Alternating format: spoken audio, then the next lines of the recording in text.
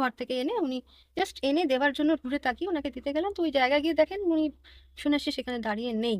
মানে ওই সময় মা নিচ অব্দি দেখলেন গিয়ে, আমাকে দেখতে বললেন, আমি ছাদ থেকে দেখলাম, অন্তত যতটা দেখা যায় তাকে তো নিতে হবে, দাঁড়িয়েছিলেন। কোথাও তাকে দেখা যায়নি। মানে সাধকের সম্পর্কে আলোচনা হতো। যে বক্তা বলতেন কথাটি, তার বিষয় মানে যা বলছেন আমি দেখতে পাচ্ছি স্পষ্ট। তো আমি রেগুলার তখন না আমার মাথার তলায় হসপিটালে থাকাকালীন আমি কথামৃত বইটি মাথার তলায় রেখে শুতাম। তো শুয়ে পড়ে হঠাৎ করে ভাবতে শুয়েছি যে কি হবে, কতদিন আর হসপিটালে থাকবো। শুয়েছি। তারপরে হঠাৎ করে দেখছি একজন সাধু, মানে ট্রেনে মেট্রোতে, কিন্তু আমি কোনোদিন এটা চোখের সামনে দেখতে পাবো ভাবিনি। এটা অদ্ভুত লেগেছিল। আসলে যতীন দাসবাগ মেট্রো স্টেশন বাড়ির কাছে, তখন ওখানেই দেখেছি। তো তিনি বলছেন, আর তার ছায়াটি যেটা আমি দেখতে পাচ্ছি সেটি কিন্তু তার ছায়া ছিল না। তো আমি বারবার চোখটাকে ঠিক করে আবার দেখছি, দেখি একই জিনিস আমি ৩-৪ বার দেখছি। তখন আমি নিজেকে ধরে রাখতে পারিনি। এবার যেটা আমি দেখলাম, মানে আমার সত্যি কথা বলতে আজও ভাবতে গেলে আমার অবাক লাগে। আমি দেখছি আমি বসে আছি ওখানে, যে চেয়ারটায় বসে আছি, আর আমি মঞ্চের দিকে তাকিয়ে দেখছি যে মহারাজ স্বয়ং ওখানে নিয়ে ধ্যানস্থ। তো উনি আমাকে সাইডে ডাকলেন, ডাকার পর উনি আমার দিকে তাকিয়ে বললেন, মা আঁচলটা পেতে একটু দাঁড়াও বা বসো। তখন বললেন, মা আমি নিজে কখনো নিজের ইচ্ছাতে কোনো কাজ করিনি, তার আদেশ ছাড়া আমার কাজ কোনোভাবে সম্ভব নয়, তিনি বলেছেন তাই আমি করেছি। এই জ্ঞানগঞ্জ বিষয়টা কি, এই যে যাওয়া, এই যে রাস্তাটা, এই যে পথটা যাওয়া, এটা অনেক কঠিন রাস্তা। বা আমার মতন যারা চেষ্টা করেছেন যাওয়ার, তারা প্রত্যেকেই জানেন যে পথটি কঠিনতর কঠিন। কিন্তু পৌঁছাতে যদি পেরেছেন, জানবেন পৃথিবীতে কেন আপনি জীবনে অনেক অনেক ধন্য, আপনি মানে আপনার জীবন ধন্য। নমস্কার প্রিয় দর্শক, আমি সাধক অলৌকিক রহস্য ইউটিউব চ্যানেলের চন্দন চক্রবর্তী বলছি। আরও একটি নতুন পডকাস্ট ভিডিও নিয়ে আপনাদের সামনে হাজির হয়েছি। দৈব অলৌকিক ঘটনা শোনানোর জন্য প্রতি সপ্তাহেই আপনাদের কাছে আমি নতুন নতুন বিভিন্ন ঘটনা নিয়ে আসি দৈব অলৌকিক অভিজ্ঞতা সম্পন্ন কিছু মানুষের কাছ থেকে। আজকে আপনাদের সামনে যিনি এসছেন, তিনি দক্ষিণ কলকাতার চেতলার একটি অঞ্চলে থাকেন। তিনি মাননীয়া চৈতালি বিশ্বাস। তার সাথে অবশ্যই আপনাদের পরিচয় করিয়ে দেব। চৈতালি দেবী যে পরিবারে বড় হয়েছেন, সেই পরিবারের পারিবারিক ঐতিহ্যের মধ্যে আধ্যাত্মিকতার প্রভাব খুব ছোটবেলা থেকেই তিনি লক্ষ্য করেছেন। হয়তোবা তার জন্মের আগে থেকেই সেগুলো তার পরিবারের সাথে সম্পৃক্ত ছিল। ছোটবেলা থেকেই এরকম একটা আধ্যাত্মিক চেতনার মধ্যে বড় হয়ে ওঠার কারণে বেশ কিছু ঘটনা তো অবশ্যই তিনি বলবেন সেই সংক্রান্ত, এবং তার নিজের জীবনে ঘটে যাওয়া বিস্ময়কর বেশ কিছু আধ্যাত্মিক মুহূর্ত আজ আপনাদের সামনে তিনি নিয়ে আসছেন। সাথে সাথে আপনাদের এটা বলি, আপনারাও যারা আপনাদের জীবনের দৈব অলৌকিক ঘটনাগুলি পরিবেশন করতে চান, তারা 9875585972 এই হোয়াটসঅ্যাপ নম্বরে আমাকে আপনাদের ভয়েসগুলো পাঠিয়ে দেবেন। যদি মনোনীত হয়, আপনার সঙ্গে যোগাযোগ করে নেব। আপনি বলবেন আপনার জীবনের ঘটনা, শুনবে সারা পৃথিবীর আধ্যাত্মিক বাঙালি। চৈতালিদি, আপনাকে সাধক অলৌকিক রহস্য ইউটিউব চ্যানেলে আমি স্বাগত জানাই।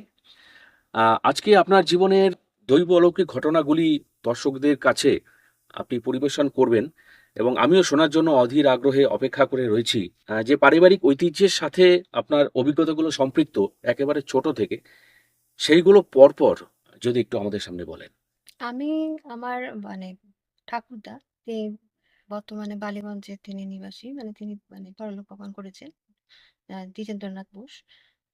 তার অরিজিনাল যে বাড়িটি ছিল সেটি বড়ার অ্যাকচুয়ালি, যেটা এখন সিঙ্গুরের অন্তর্গত। তো তিনি সেখানে, তার আমার পৈতৃক নিবাস ছিল বড়ার আন্ডারে শ্রীরামপুরে। তো সেখানে পারিবারিক বলতে তার নিজস্ব একটা পোর্শনে থাকতো, তার মানে নিজের আলয় বলা যায় বা গৃহ যাকে বলি। তো এক একজনের থাকে, তো ভিটে অনুযায়ী পোর্শন থাকে আলাদা। তো তারও একটা নিজস্ব পোর্শন ছিল, মানে ভাগ ভাগ ছিল। সেই ভাগেতে তার ভাগের মধ্যে থাকতো মাঝের বাড়ি, আমাদের দাদুর, যিনি আমার ঠাকুরদা, তার মাঝের বাড়ি বলা হতো।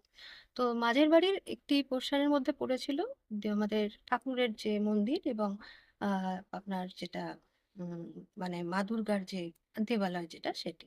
তো তিনি নিত্য সেবা বা পুজো তখনকার দিনে তিনি ওখানে করতেন। পরবর্তীকালে তিনি যখন বালিগঞ্জে বাড়ি নিলেন, কিনলেন, তখন ওই জায়গাটি তার পরিবর্তন হয়। তো উনি ওখানেই চলে আসেন। কিন্তু যখন তিনি ওখানে চলে আসেন, তো ওখানেও উনি রোজই চণ্ডী পাঠ করতেন। যেহেতু আমাদের গৃহদেবতা ছিলেন নারায়ণ এবং মা চণ্ডীর দুটি একসাথে পুজো হতো। যদিও এটা খুব রেয়ার, আমি দেখেছি, আমি কোথাও শুনিও নি, দেখিও নি। কিন্তু এটা ওখানে পুজো হতো, আমার নিজের চোখে দেখা। তো সেটি যখন উনি ওরা নিত্য চণ্ডী পাঠ করতেন এবং করে তখন আমি কয়েক মাস জন্মানোর পর রোজই চণ্ডী পাঠের বই তিনি আমার মাথায় ছুঁয়ে তবেই তিনি ঘরে যেতেন। এটি আমার বাবার কাছ থেকে শোনা। তো এটা নিত্য হতো। আর জন্মকালীন সংক্রান্ত বলতে আমি যখন ছোটবেলায় যখন জন্মেছিলাম, তখন আমার মায়ের কাছ থেকে শোনা, তিনি বলেছিলেন তিনি মায়ের স্বপ্ন, এখনকার দিনে না অনেকের স্বপ্নাদেশ হতো। অনেকের, আমার নিজেরও পরবর্তীকালে অনেক ঘটনা ভুলভাবে শোনা অনেকের ক্ষেত্রেও হয়। তো মা স্বপ্নাদেশে তিনি দেখেছিলেন যে মা স্বয়ং জগদ্ধাত্রীকে তিনি নিয়ে বাড়ি আসছেন। তো এটা মা, তার মা মানে আমার দিদাকে বলেছিলেন। তো দিদা তখন বলেছিলেন, "তুমি চিন্তা করো না, তোমার কন্যা হবে। তুমি খেয়াল করো।" এইটুকুই মাকে বলেছেন। এইটুকু আমার মায়ের কাছ থেকে শোনা। পরবর্তীকালে আধ্যাত্মিকতা, অলৌকিকতা আমি ঠিক কিভাবে কোনটা আধ্যাত্মিক আর কোনটা অলৌকিক এটা আপনারাই বিচার করবেন। কিন্তু আমার যেটুকু অনুভূতি বা যেটুকু আমার মনে হয়েছে সেটুকু আমি তুলে ধরছি, সবকটাই সত্য বিশেষ করে। আর আমার মেন যেটি শুরু, আমি যেটা ছোটবেলায় যখন আমি গেছিলাম, ছোটবেলায় যে ঘটনাটি মনে রেখেছি এখনো আমার মনে আছে। তার মধ্যে একটি হলো আমার, আমি একদিন বাড়িতে দাঁড়িয়ে মানে মায়ের সাথে কথা বলছি। তো হঠাৎ করে এক সাধু মশাই, মানে কোনো সন্ন্যাসীর, আগেকার দিনে না সন্ন্যাসীরা রাস্তায় রাস্তায় ঘুরতেন, তারা আসতেন মায়ের বাড়িতে বা একটুখানি নিতেন চাল ডাল ইত্যাদি। তারা ওরকম এসে ঘুরতেন, দুপুরবেলা করে আসতেন। তো আমি স্কুল থেকে এসেছি, এসে তখন বসেছি, হয়তো ঘুরছি বাড়িটার দিকে। তো আমি বালিগঞ্জের বাড়ি, যখন উপর নিচ করে এরকম ঘোরাঘুরি করছি, তখন একজন সাধু সন্ন্যাসী এসে মায়ের সাথে চাইতে এসেছেন একটু চাল ডাল ইত্যাদি। তো মা ওনাকে দিতে যাবেন, তো ওই সময় হঠাৎ কোনোভাবে আমি তার সামনে এসে যাই। তখন মা আমাকে সরিয়ে নিয়ে বলেন, "বাবা তুমি ভেতরে এসো।" কারণ কোথায় হয়তো তার ধাক্কা লেগে, সাধু মানুষ তো।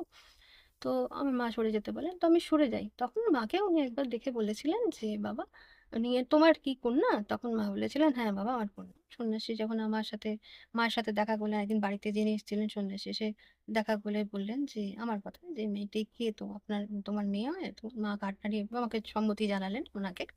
তারপরে উনি দাঁড়িয়েছিলেন। এবার মা তো মানে যেরম হয়, খাবার ওনার কিছু চাল ডাল ওনাকে তো দেবার কথা, তো উনি ঘুরে দিতে যাবেন।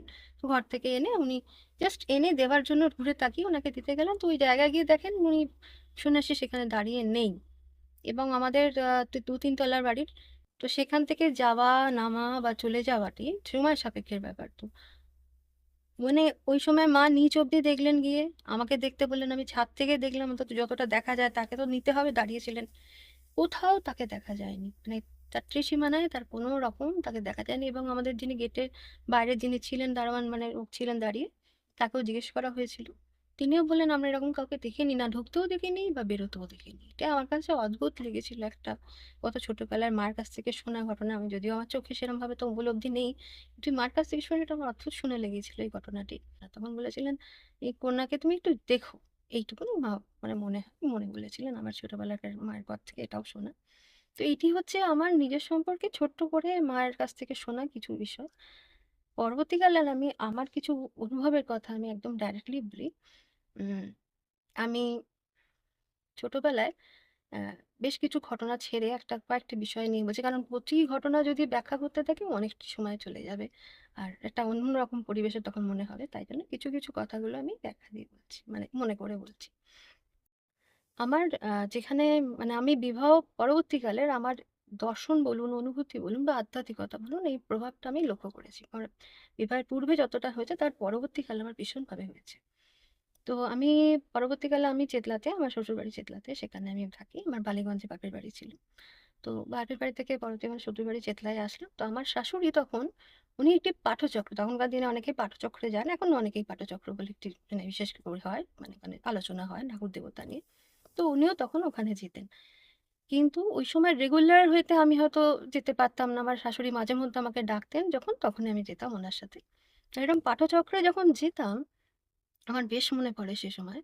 ওখানে উনি যে ব্যক্তি বিশেষের আলোচনা হতো, মানে সাধকের সম্পর্কে আলোচনা হতো, তার আলোচনার মাধ্যমে উনি যখন যে বক্তা বলতেন কথাটি, তার বিষয়, তো উনি বলছেন, আর আমি যেন স্বচক্ষে দেখতে পাচ্ছি উনি যে ধারাবাহিকভাবে গল্পটি বলে যাচ্ছেন, ঠিক গল্পটা যেন আমার সামনে, চোখের সামনে না একটা যেন আর্ট ফিল্ম বা ফিল্মের মধ্যে একটা যেন চিত্রশিল্প হয়ে ফুটে উঠছে। মানে যা বলছেন আমি দেখতে পাচ্ছি স্পষ্ট। আমি ওনার দিকে তখনই বলে যাচ্ছেন, আমি শুনছি, ওনার কথা শুনছি আর সেটি দেখছি। অনেকক্ষণ ধরে আমি সেটা বুঝে যাওয়ার পর আমি মনে করলাম, মানে আমার মনে হলো কোথাও যে আমি বোধহয় ঠিক ওনার জগতে, মানে ঘরে যেখানে কথাটা হচ্ছে, আমি ওই ঠিক জায়গাটিতে নেই। আমি একটা ওই যে কথাটি যার নামে বলছেন, আমি ঠিক তার ওই বিষয় জায়গায় চলে গিয়েছি। এবং ওই একটা পরিবেশটা যেন অন্য পরিবেশ। তারপরে উনি যখন বক্তব্য শেষ করলেন প্রায় ০.৫ ঘন্টা কথা বলার পর, তখন আমি বুঝতে পারলাম, মানে শেষ হওয়ার পর আমি ধাতস্থ হয়ে ফিরে এলাম, মানে নরমাল হলাম। তখন আমি বুঝতে পারলাম যে উনি যে কথাটি বলছেন, সেটা একটা বলছিলেন, আমি শুনছিলাম না, আমি রীতিমতো সেটা অনুধাবন করে দেখছিলাম। মানে জায়গাটিতেই যেন আমি চলে গিয়েছিলাম। এটির পরে কিন্তু আমি ব্যক্তিটিকে, মানে যিনি বক্তা, যিনি সাধক, যার সম্পর্কে উনি বলছিলেন, আমি তাকে কখনো দেখিনি তখনো অব্দি। তো আমি শুনেই যাচ্ছি। আমি ২-৩ দিন ধরে যেতাম আমার শাশুড়ির সাথে, আমি ওখানে গিয়ে শুনতাম মাঝে মধ্যে। হঠাৎ করে একদিন এমন হয়েছে, আমি ওখানে গিয়েছি সাধনের ঠাকুরের সঙ্গে সাধন সম্পর্কে কথা হচ্ছে। তো আমি ওখানে গিয়ে শুনছি। আমি হঠাৎ করে, আমার শাশুড়ি তখন বাড়ি এসেছেন, এসে আমাকে বলছেন যে, উম "দেখো এই ছবিটা আমাদের যিনি, মানে যার নামে আমরা বলি, ইনি সেই মানে ঠাকুর সাধক।" আমি হঠাৎ করে দেখে বললাম, আমি যাকে দেখেছি, আমি যাকে এতদিন ধরে, তো আপনি মানে আমার শাশুড়ি যখন বলতেন, আমি যার সম্পর্কে শুনতাম বক্তার মাধ্যমে, তিনিই তো এই ব্যক্তি, আমি তো এনাকেই দেখেছি। অথচ আমি কখনো তার ছবি তার আগে দেখিনি, কোনোভাবে তার সাথে আমার পরিচয় হয়নি। যখন আমি কথাটি বললাম, আমার শাশুড়ি বা অবাক হয়ে বললেন, এবং আমার যে বক্তা যিনি বলেছিলেন তার সামনে তিনি বললেন যে, "তো এই কথাটা বলছেন?" তখন উনি বললেন, "হতে পারে।" কারণ অনেক সময় হয় যখন যে কথাটা আমরা বলি, বা যারা একটু হয়তো বুঝেন তারা হয়তো সেই বিষয়টির মধ্যে আবদ্ধ হয়ে চলে যান। তো ফলে ওই সময় অনেক সময় হয় এটা। খুব রেয়ার, বাট হয়। তো উনি আমাকে এই কথাটি বলেছিলেন শাশুড়ির সামনে। আমি অচকিত হয়ে গিয়েছিলাম। মানে ওভাবে তো আমি ভাবতে পারিনি যে যার সম্পর্কে আমি শুনছি, দেখছি তিনিই সেই ব্যক্তি। এটা আমি কনফার্ম হতে পারিনি যতক্ষণ না আমি তার ছবিটা শাশুড়ির মাধ্যমে আমার বইয়ের মধ্যে দেখতে পেয়েছিলাম। পরবর্তীকালে এমন একটি ঘটনা, আমি তখন জার্নি করছি, একটি জায়গা থেকে একটি জায়গায় যাচ্ছি। তো ওই সময় যেতে, যেতে হঠাৎ করেই আমি দেখতে পেলাম, আমি ভয় পাচ্ছি আসলে। মানে আমার মনে হচ্ছে আমি যেখানে যাচ্ছি সেখানে রাস্তাটা আমি চিনি না, অপরিচিত জায়গা। আর আমি একা যাচ্ছি। তো স্বাভাবিক সেই জায়গাটা আমার একটা নতুন জায়গা, কেমন হবে? কাদের, মানে হঠাৎ করে ঠিকঠাক পৌঁছাতে পারবো কিনা সেটাও একটা মনের ব্যাপার থাকে তো। তো আমি সেই ভীতি নিয়ে মনে, মনে ভাবছি, গাড়ি চলছে, যে আমি যাচ্ছি গাড়িতে, কিন্তু ভাবছি পৌঁছাতে পারবো কিনা? আদৌ লোকেশনে কেমন জায়গায় যাবো ইত্যাদি। তো হঠাৎ করে দেখছি যিনি ড্রাইভার এবং যারা রাস্তার পাশ দিয়ে হেঁটে যাচ্ছেন, প্রত্যেকেই ওই পাঠচক্রের যিনি, যে সাধকের কথা উনি, মানে ছবিতে দেখেছিলাম, তাকেই সেখানে দেখতে পাচ্ছি। এটা তো অস্বাভাবিক হতে পারে না কখনো। আমি যিনি ড্রাইভার, বাকিরা সবাই তো একরকম হতে পারে না। কিন্তু আমি দেখার পরে আমার তখন মনে হয়নি। পরবর্তীকালে মনে হয়েছিল এটি আশ্বাস দেওয়া যে, "তুমি ভয় পেও না। আমি তোমার সাথে আছি। তুমি যেখানে আছো তুমি বিশ্বাস রাখো, আমরা সাথে আছি। তুমি নিশ্চিন্তে পৌঁছাতে পারবে।" এটি বিশ্বাস, আশ্বাস দেওয়া। তো আমি সেই, মানে আশ্বাসের জোরে সত্যি কথা ভালোভাবে পৌঁছেছিলাম। আর কোনো ভেতরে পরবর্তীকালে কোনো কষ্ট, দ্বিধা বা কোনো রকম আর কোনো দ্বিধা আসেনি ভেতরে। আরো অনেক কিছু ঘটনা রয়েছে। তার মধ্যে যেটি এই মুহূর্তে আমার মনে পড়ছে, আমার পরবর্তীকালে যখন বিয়ে, তারপরে সন্তান হওয়ার সময়, আমি ওই সময় প্রচন্ড পরিমাণে, মানে ১ মাস ধরে হসপিটালে ছিলাম। ওই ১ মাস থাকাকালীন আমার প্রতিদিন মনে হয়েছিল যে কবে, মানে হবে, বা কবে কমপ্লিট আমি বেরোতে পারবো, বাড়ি যেতে পারবো সাথে নিয়ে। তো আমি তখন ভাবছি, রোজই ভাবছি আজকে হয়ে যাবে, হয়তো ব্যাপারটা মিটে যাবে, আজকে হয়তো সব হয়ে যাবে। কিন্তু সেটি আর হচ্ছে না। তো আমি রেগুলার তখন না আমার মাথার তলায়, হসপিটালে থাকাকালীন আমি কথামৃত বইটি মাথার তলায় রেখে শুতাম। তো আমি রোজই এরকম মাথায় ৩ বেলা মাথায় ঠেকিয়ে শুতাম। তখন একদিন এরকম রাত্রিবেলা কথামৃত বইটি মাথায় ঠেকিয়ে আমি শুয়েছি। তো শুয়ে পড়ে হঠাৎ করে ভাবছি, ভাবতেই শুয়েছি যে কি হবে? কতদিন আর হসপিটালে থাকবো? শুয়েছি। তারপরে হঠাৎ করে দেখছি স্বপ্নেতে যে একটি বড় ক্যালেন্ডার, তার ক্যালেন্ডারের একেকটা অক্ষর, যেমন আমাদের এখনকার দিনে ক্যালেন্ডার ছোট, ছোট, ছোট ১, ২, ৩, ৪ বা ১, 1, 2, 3, 4 ওরকম না। এটা আগেকার দিনে ক্যালেন্ডার যেমন হতো না? একটা বড় করে 1 বা ১ লেখা, ২ লেখা, তো ঐরকম ক্যালেন্ডার। তো এটা ১, ২, ৩ করে না প্রতিটা পাতা ছিঁড়ে, ছিঁড়ে উড়ে, উড়ে যাচ্ছে। মানে কোন ডেটটা তো আমি বুঝতে পারছি না, কবে কি হবে। এভাবে উড়ে, উড়ে যাচ্ছে। এরপর একটি ডেটে গিয়ে সেটি আর উড়ছে না, ওটা আটকে গেল। তখন আমি বারবার ভাবছি যে এই ডেটটাই কি কিছু ইঙ্গিত করছে? কিন্তু এই কথাটি আমার মাকে তখন আমি জানিয়েছিলাম। স্বপ্নের প্রসঙ্গতে কথা মা জানতেন। পরবর্তীকালে সত্যি ঘটনা বিশ্বাস করবেন না, আমি ঠিক ওই ডেটেই আমার কন্যা সন্তান হয়েছিল। এটা আমার কাছে অলৌকিক বলুন বা এটা আগে থেকে জানানো বলুন, সেটা সম্পূর্ণ বিষয়ের ভিত্তিক। তো এইটা একটা বিশাল আমার অনুভূতি, তখন আমার একটা মনে পড়ে এখনকার কথা। আরেকটি ঘটনা আমি বলি, এরকম অনেক ঘটনাই কিছু না কিছু আছে ছোটবেলা সংক্রান্ত। আরেকটি ঘটনা আমি তখন আহ রীতিমতন আমার মনে পড়ে যে আমি ফিরছি, মানে আমার রাস্তা দিয়ে যাওয়া আসা করছি, এই সময় যাওয়া আসা করছি। তো ওই সময় হঠাৎ করে আমি মানে দেখতে পাচ্ছি যে একজন সাধু, মানে ট্রেনে, মেট্রোতে, তখন মেট্রো করে যাওয়া আসা করছি না, মেট্রো সাধু দেখছি। উনি অনেকক্ষণ ধরে আমার দিকে তাকিয়েছিলেন। একটা আমি জায়গায় দাঁড়িয়ে আছি, আমার থেকে বেশ 10-12 হাত ডিস্টেন্সে উনি দাঁড়িয়ে আছেন, তাকিয়েছিলেন। তা আমি হঠাৎ করে চোখাচোখি হয়, আমি আস্তে করে তাকিয়ে চোখটা ঘুরে যাই, কিন্তু আমি কোনোদিন এটা চোখের সামনে দেখতে পাবো ভাবিনি। এটা অদ্ভুত লেগেছিল। মানে রানিং ট্রেনে, চলন্ত ট্রেন, ওই সাধুটিকে আমি দরজার ভেতরে মানে রানিং অবস্থায় ঢুকে যেতে দেখেছি চোখের সামনে।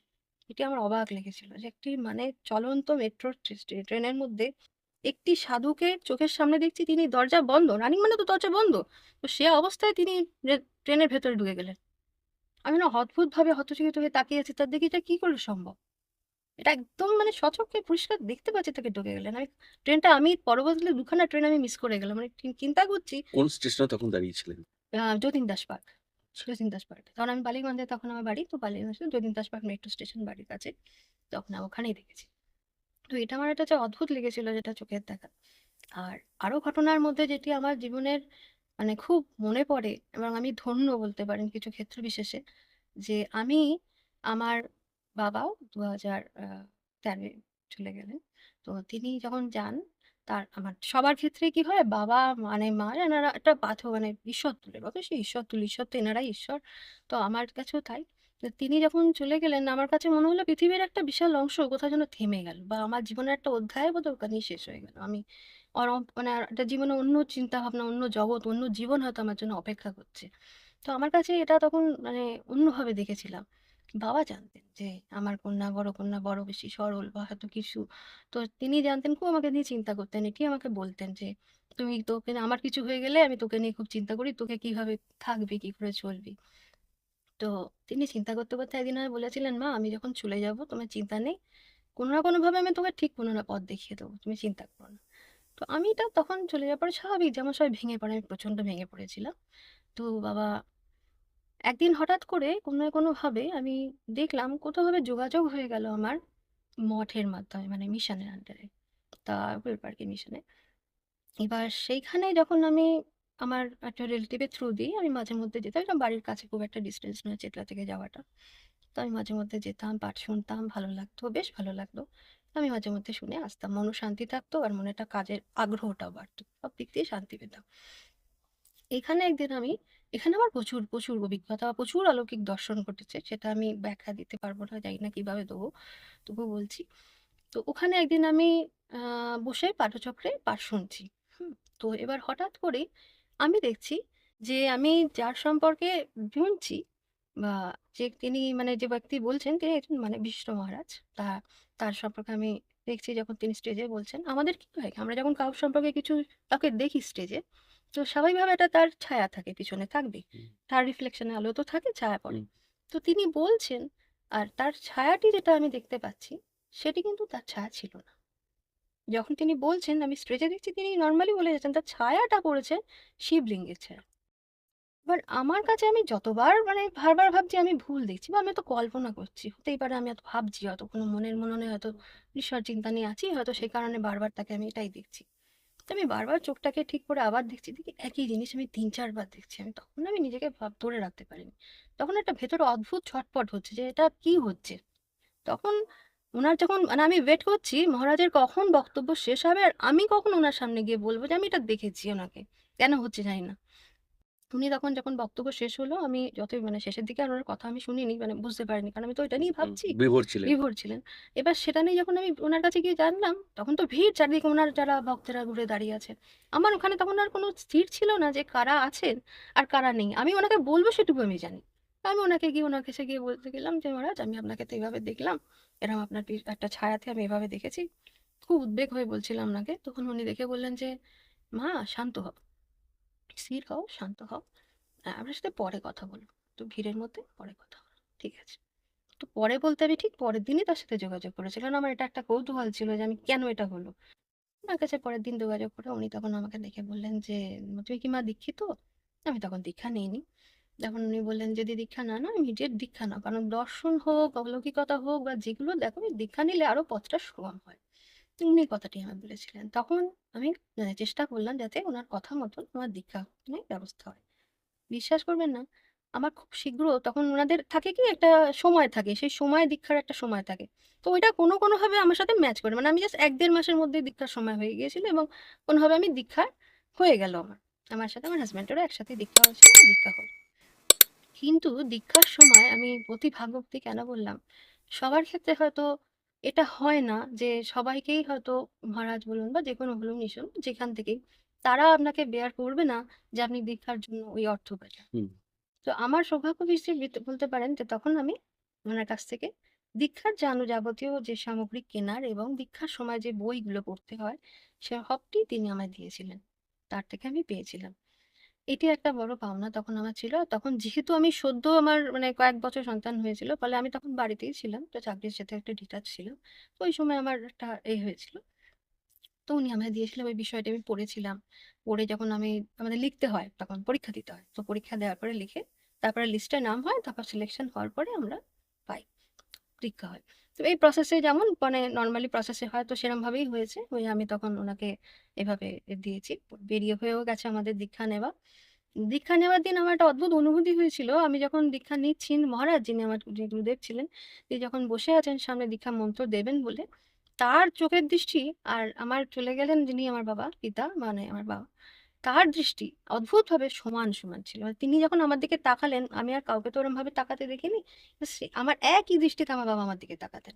হুম। আমার সেদিন না অদ্ভুত লেগেছিল যে আমি আমার বাবার মতনই, যেন মনে হচ্ছে বাবাই দেখছেন আমাকে ওখান থেকে।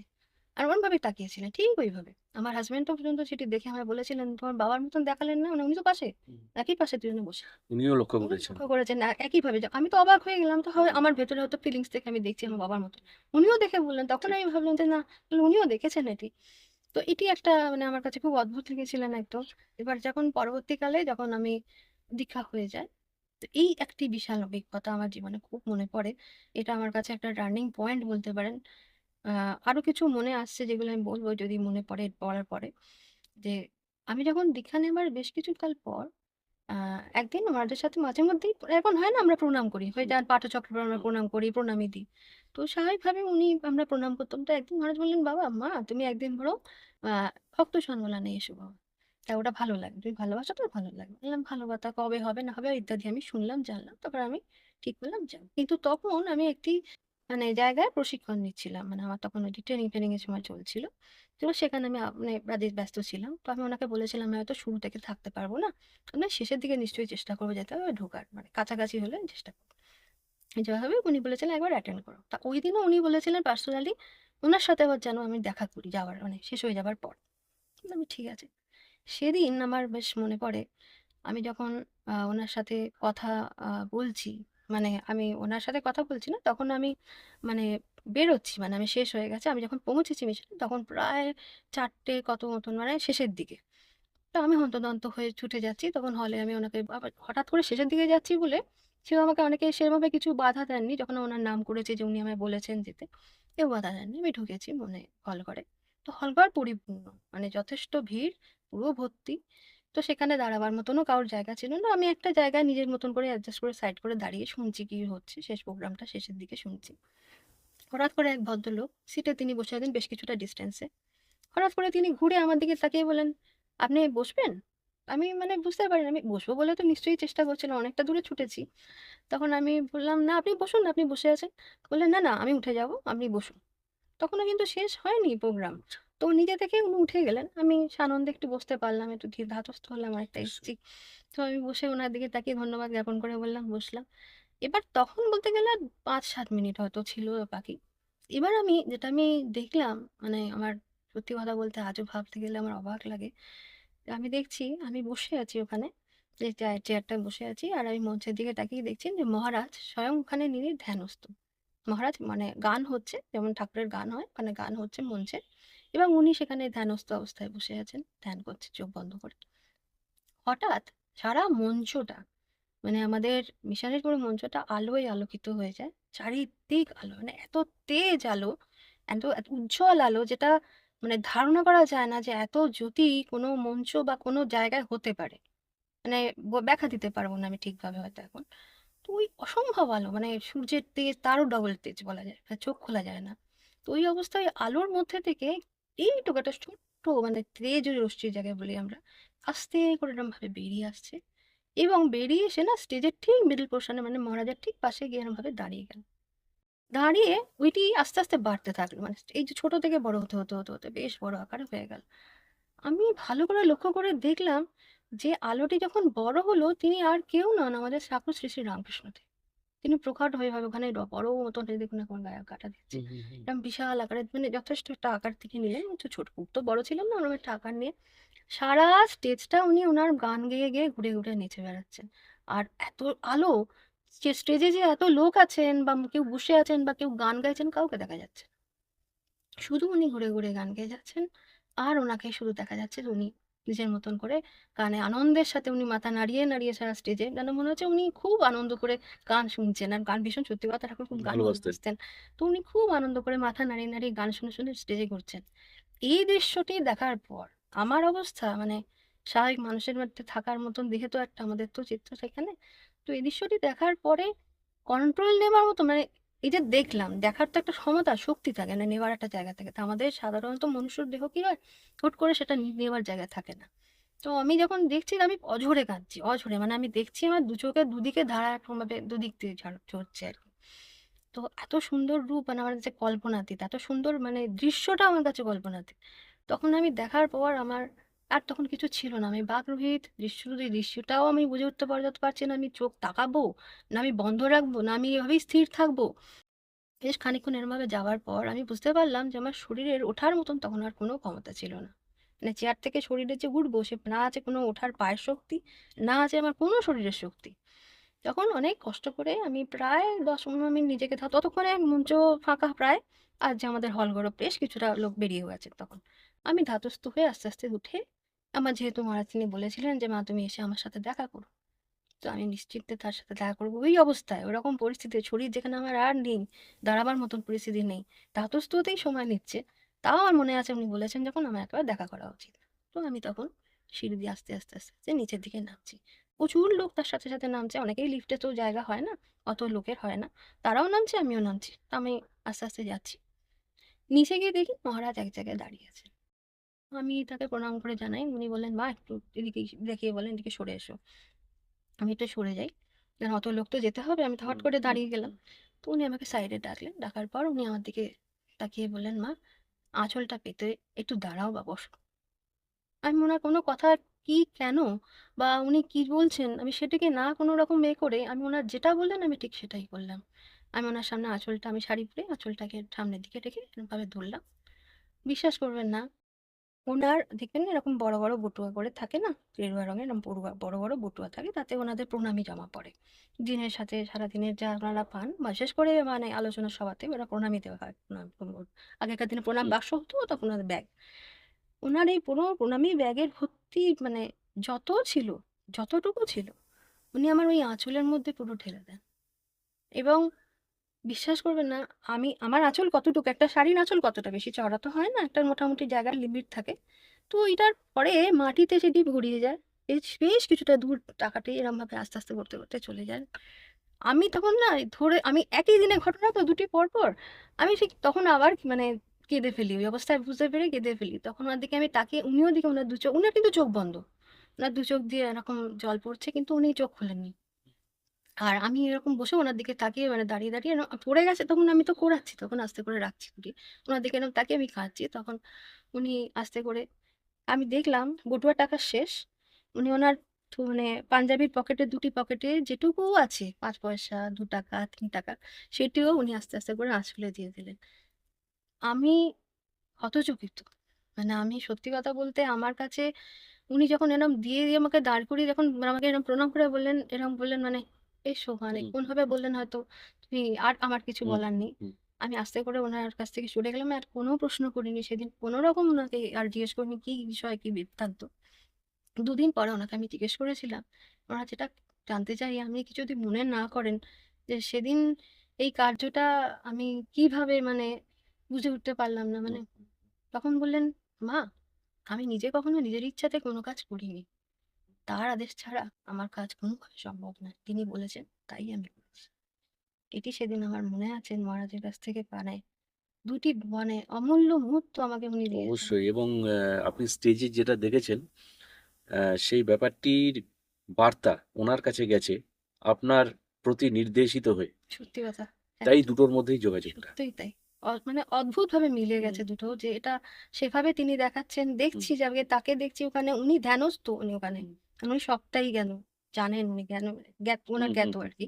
তারপরে উনি ওই কাজটি করলেন। নইলে ওই যদি মেসেজটি না যেত হুম, উনি হুম। নিশ্চয়ই সেদিন এভাবে আমায় দিতেন না। অবশ্যই, অবশ্যই, এবং এটা অবশ্যই। আমার কাছে সেদিনের অভিজ্ঞতা অনুযায়ী সবচেয়ে বড় অভিজ্ঞতা হয়ে অসাধারণ। গেছে। আরেকটি ঘটনা আমার মনে পড়ে আমার বিবাহ জীবনের পরবর্তীকালে। আ তখন করোনার সময়, কালে বেশ সময়টা হয়ে গিয়েছে। করোনার সময় বা শেষের দিকে বা চলে গিয়েছে কিছু। এবার একদিন আমি খুব অসুস্থ হয়ে যাই। আ শেষের দিকে আমি মানে বাড়ির নানান লোকের সেবা বা যতটা আমার ক্ষমতায় আছে আমি চেষ্টা করতে, করতে নিজেও একটু কিছুটা মানে শারীরিকভাবে অসুস্থ হয়ে পড়েছিলাম। তো আমি আর আমার মেয়ে একদিন অসুস্থ হয়ে খাটে শুয়ে আছি। তখন আমি খুবই জ্বরের মধ্যে, ঘোরের মধ্যে ১০৩ এর কাছে প্রায় জ্বর। তার মধ্যে আমি কাতরে আছি। তো আমি তখন আশা করছি যে একটু ওষুধ পেলে ভালো হয় বা ওষুধ হলে আমি একটু সুস্থ হব। তো সবারই মধ্যে একটা ভীতি কাজ করে যে কিভাবে কার হঠাৎ করে আবার নতুন করে অসুস্থ হয়ে যাবে। যাতেই বাড়ির মানুষের একটা মধ্যে তখন তো করোনা আমাদের মধ্যে আতঙ্ক ছড়িয়ে দিয়ে গেছে না? তো ফলে একটা ভীতি ভীষণভাবে কাজ করছে যে আদৌ যদি আমি সে কিছু দিতে গেলে যদি কিছু ভাবে অ্যালার্ট হয়ে যায়, আবার কিছু হয়ে যায়। কারণ সবাইকে মনে হবে অ্যাটাক হয়েছে না করোনার দ্বারা। তো এই বিষয়টি সবার ভীতির মধ্যে দিয়ে তার মধ্যে আমি তখন অসুস্থ। এবার আমি চাইছি ওষুধ। তো এইটা কোনোভাবে মিস হয়ে গিয়েছে। মানে ওষুধটি আমি পাইনি। করে নিতে পারিনি। আমি গ্রহণ করতে পারিনি। তো অনেক রাত্রির তখন ১০৩ প্রায় জ্বর। তখন আমি বুঝতে পারলাম যে আমার কোনোভাবে হয়তো ওষুধটি না পাওয়ায় হয়তো আমার জ্বর বাড়তেও পারে বা হয়তো জানি না কি হবে। তখন আমি মাকে স্মরণ করি। "মা, তুমি দেখতেই পাচ্ছ আমার কি পরিস্থিতি। আমার শরীর দিচ্ছে না। আমি খুব অসুস্থ। আমি পারছি না দিতে। তা তুমি যদি মা মনে করো ওষুধ ছাড়া তুমি তো শক্তি, তোমার দ্বারাই সব সম্ভব। তুমি যদি পারো আমাকে দেখো। আর তুমি যেটা ভালো তোমার উপর ছেড়ে দিলাম।" এবং আমি তখন রাতের বেলা তখন এই ২:৩০ মতন যখন জ্বর আমার। তো আমি যখন ঘুম ভাঙে পরবর্তীকালে যখন সকালের দিকে ঘুম ভাঙে ৪:৩০ এরকম ৫টা নাগাদ। তখন আমি দেখি আমি পুরো মানে ঘেমে মানে রীতিমতো শুয়ে আছি। আমার শরীরে এক বিন্দু জ্বর নেই, কিচ্ছু নেই। আমার জ্বর নেমে গিয়েছে কখন আমি তাও জানি না। আমি ঘুমিয়েও পড়েছিলাম। এটি আমার কাছে এক অদ্ভুত অনুভূতি লেগেছিল। অলৌকিকতার মধ্যে দিয়ে একটা অনুভূতি যে আমি প্রার্থনায় মানুষের জীবনে কতটা যে কিভাবে প্রভাব ফেলে, বিশ্বাস অবশ্যই। তার একটা অলৌকিক প্রমাণ আমি পেয়েছিলাম সেদিন। এটা আমার মাঝে মনে পড়ে বারে, বারে। আর আরেকটি ঘটনা আমি উল্লেখ করব মায়ের সূত্র ধরেই। তখন আমার মনে পড়ে আমি খুব অসুস্থ তখন একদিন শুয়ে আছি। তো আমার হঠাৎ করে মনে হচ্ছিল যে আমি এখন এখানে আমার যেহেতু বাবা এক্সপায়ার করে গেছেন অনেক আগে এবং মা আমার সূত্র ধরে আমার বোনের কাছে থাকেন। ফলে আমার সাথে সেরকম তো বাপের বাড়ির ইন্ট্রোডাকশন হয়ে ওঠে না।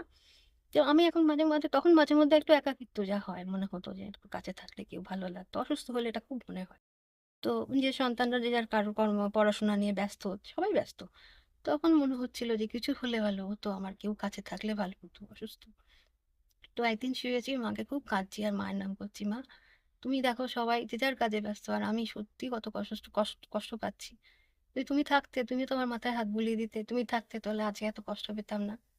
বিশ্বাস করবেন না, এটা আমার অনুভূতি বলতে পারেন বা কল্পনাও বলতে পারেন, সেটা আপনাদের যা ইচ্ছা মনে হতে পারে। এটা আমার নিজের চোখে দেখা অনুভব তো। তো আমি হঠাৎ করে চোখটা বন্ধ করেছি, দেখি আমার মাথায় একটা অদ্ভুত একটা উষ্ণ হালকা হাত আমি ফিল করছি আমার মাথার চুলের উপরে, এখানে হালকা করে দিয়েছে। আর আমি চোখটি আস্তে করে বন্ধ করেছি। কখন ঘুমিয়ে পড়লাম আর শরীরে যে কোথায় কষ্ট চলে গেল, এটি আমার খুব মনে পড়লো হঠাৎই এখন। আর আমার এটা খুব মনে পড়লো যে মায়ের অদ্ভুত মায়ের ডাক, মাকে যদি ভেতর থেকে সত্যি ওইভাবে সন্তানসুলভ ভাব নিয়ে ডাকা যায়, মা আর আসবেনি, মা দেখবেনি। সে আমি কেন যেকোনো মানুষের ক্ষেত্রেই সত্য এটা। এটা আমার মনে হয়, তাই বললাম। আর আরেকটি কথা যেটি জ্ঞানগঞ্জের বিষয় নিয়ে আমাকে মানে মানে নাড়া দিয়ে গেছে বা আমি ভাবি এটি আজকে সবারই জানার অভিজ্ঞতার মধ্যে একটা বিষয়ের মধ্যে পড়ে যে সবাই চায় এই জ্ঞানগঞ্জ বিষয়টা কি। দেখুন এই নিয়ে তো বই অনেক লেখা হয়েছে, অনেকেই লিখেছেন আমাদের বিখ্যাত বিখ্যাত লেখক, তাদের অনেক প্রামাণ্য সহকারে অনেক কিছুভাবে লিখেছেন। এবার অ্যাকচুয়ালি বইয়ের নিরিখে না গিয়ে নিজের উপলব্ধিটাকে যদি ভেবে যে যার মতন করে ব্যাখ্যা করতে আমরা যাই, তার একটা আলাদা আলাদা হয়তো ব্যাখ্যা নানান রকম ভিত্তিতে হতেই পারে। আমার একরকম চিন্তা ভাবনা, আরেকজনের একরকম মিলতে নাও পারে হয়তো সম্পূর্ণ, কিন্তু চিন্তা ভাবনা বা আপনার উপলক্ষ বা আপনার যে ধারণা সেটা তো আর মিথ্যে নয়, সেটা সর্বদা সর্বক্ষেত্রে সত্য। কারণ এই যে যাওয়া, এই যে রাস্তাটা, এই যে পথটা যাওয়া, এটা অনেক কঠিন রাস্তা। যারা গেছেন বা যারা যাচ্ছেন বা চিন্তা করছেন বা যারা গিয়ে উঠেছেন বা আমার মতন যারা চেষ্টা করেছেন যাওয়ার, তারা প্রত্যেকেই জানেন যে পথটি কঠিনতর কঠিন। কিন্তু পৌঁছাতে যদি পেরেছেন, জানবেন পৃথিবীতে কেন আপনি জীবনে অনেক অনেক ধন্য, আপনি মানে আপনার জীবন ধন্য, আপনি ধন্য যে আপনি আপনার পীঠস্থান মানে আপনার যে প্রকৃত লক্ষ্য, যেটা হতে আপনি কোনো না কোনো সূত্র ধরে এখানে এসেছেন, সেটির কিছু ধামন আপনি পৌঁছাতে পেরেছেন কাছাকাছি। এর থেকে বড় প্রমাণ আর কিছু তো আসে না।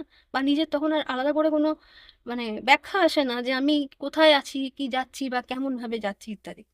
তো আমার কাছে যাওয়াটা একটা অদ্ভুত। আমি যদিও সকালবেলা ভোরবেলা আমি ব্রহ্ম মুহূর্তে বরাবর জব করে থাকি, বহু বছর ধরে করে আসছি এটি। যদিও আমাকে কর্মসূত্রে যেতে হয় কাজের ক্ষেত্রে, সেখানেও আমি ২-৪ ঘন্টা তো ঘুমোই, সেখানে হয়তো ঘুমটা ঠিক ক্লিয়ার হয় না। তথাপি আমার মনে হয় এটি আমার কাছে একটা মানে কি বলবো, এনার্জি পাওয়ার বুস্টার।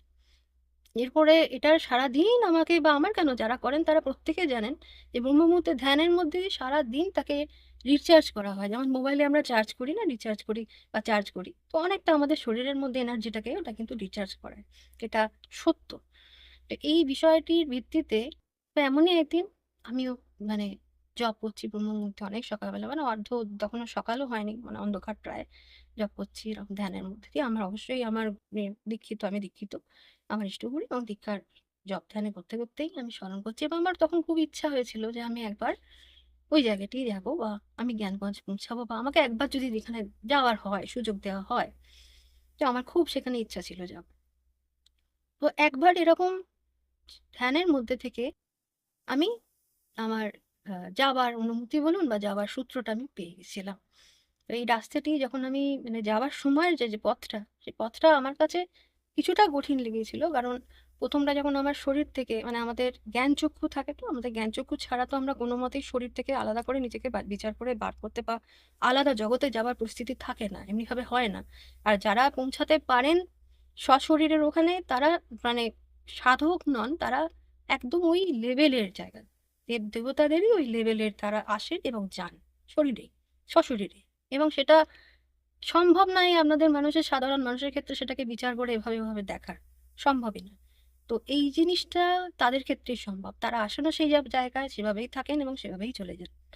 এটা খুব ভাগ্যবানদের কপালে হয়তো দেখা যেতে পারে। তারা যদি সত্যিই চক্ষু সেটা ভাবে রাখেন। আর যাদের নেই তাদের তো সাধারণ মানুষের মধ্যেই পড়েন। এবার আমার অভিজ্ঞতাটি হয়েছিল, আমি যখন ওই সময় আমি যাওয়ার চিন্তাভাবনা নিয়ে করছি, তখন আমি দেখতে পাচ্ছি বা আমি জানছি আমার শরীর থেকে আমি আমার ভিতরের যে সত্তা, আত্মা, তাকে আমার জ্ঞানচক্ষুর মাধ্যমে আমি সেটিকে পৃথকভাবে চালিত করছি। কারণ আমি তো শরীরটা এখানেই রেখে যেতে হবে। আমার তো ফেরত আসতে হবে, কারণ আমার এদিকে আসতেই হবে। তো আমাকে সেইভাবে চালনা করে আস্তে করে আমার শরীরটাকে থেকে ভেতরের শক্তিটিকে নিয়ে বাইরে বার করে সেই লক্ষ্যে নিয়ে যাবার চেষ্টা করা হচ্ছে, যে লোকটি আমার লক্ষ্য। তো আমি যখন সেই লক্ষ্যের দিকে যাচ্ছি বা চেষ্টা করছি, তখন আমার শরীরের অংশ কিন্তু কিছু নেই। শরীরে কোনো ওয়েটই নেই। শরীর তো আমার এখানে। আমার আত্মাটি আছেন তখন একটা জায়গায়। সেই আত্মাটির সেই রূপে আমার অনুভূতিতে কোনো ওয়েট নেই। একদম ওয়েটলেস প্রায়। এবং সে জাগতিক, মহাজাগতিক সম্পূর্ণ হাই পাওয়ারের মধ্যে যাওয়ার ক্ষমতা রাখে। যতটুকুন আমার জন্য না, আমার আমার নিজের অনুভূতি দিয়ে। তো সেই তার ভোল্টেজের মতন করেই হোক, তার যেটুকু ক্ষমতা শক্তি নিয়ে সে শরীর থেকে বেরিয়ে যেকোনো আধ্যাত্মিকতা, এটা আমার ধারণা, যারা স্পিরিচুয়ালিটিতে আছেন তারা খেয়াল করে দেখবেন, তারা একটু ঊর্ধ্বগমনের দিকে চিন্তা করে। নিচে না, ঊর্ধ্বে। তার চেষ্টা করে একটু ঊর্ধ্বের দিকে যাব। তো এইটা মানে যখনই মানে ধ্যানস্থ হয়, তখন তারা যদি কোথাও ট্রান্সে যাবার চেষ্টা করেন, তো এটা ঊর্ধ্বর দিকে আত্মা যায়। তো স্বাভাবিকভাবেই সেটি আস্তে করে ঊর্ধ্বের দিকে গিয়ে একটি স্থিতির জায়গা। স্থিতি বলতে কি, আমাদের চেতনার অবচেতনার মনের ওপর দিয়ে যখন যাই, একটা লেভেলের যাওয়ার পরে কিন্তু আমরা এই জগতের সাথে আলাদা করে আত্মার বিচ্ছিন্নতা আলাদা করে সৃষ্টি করি নিজে থেকেই। নাহলে শরীর টানবে আমাকে। না আমার শরীর আছে।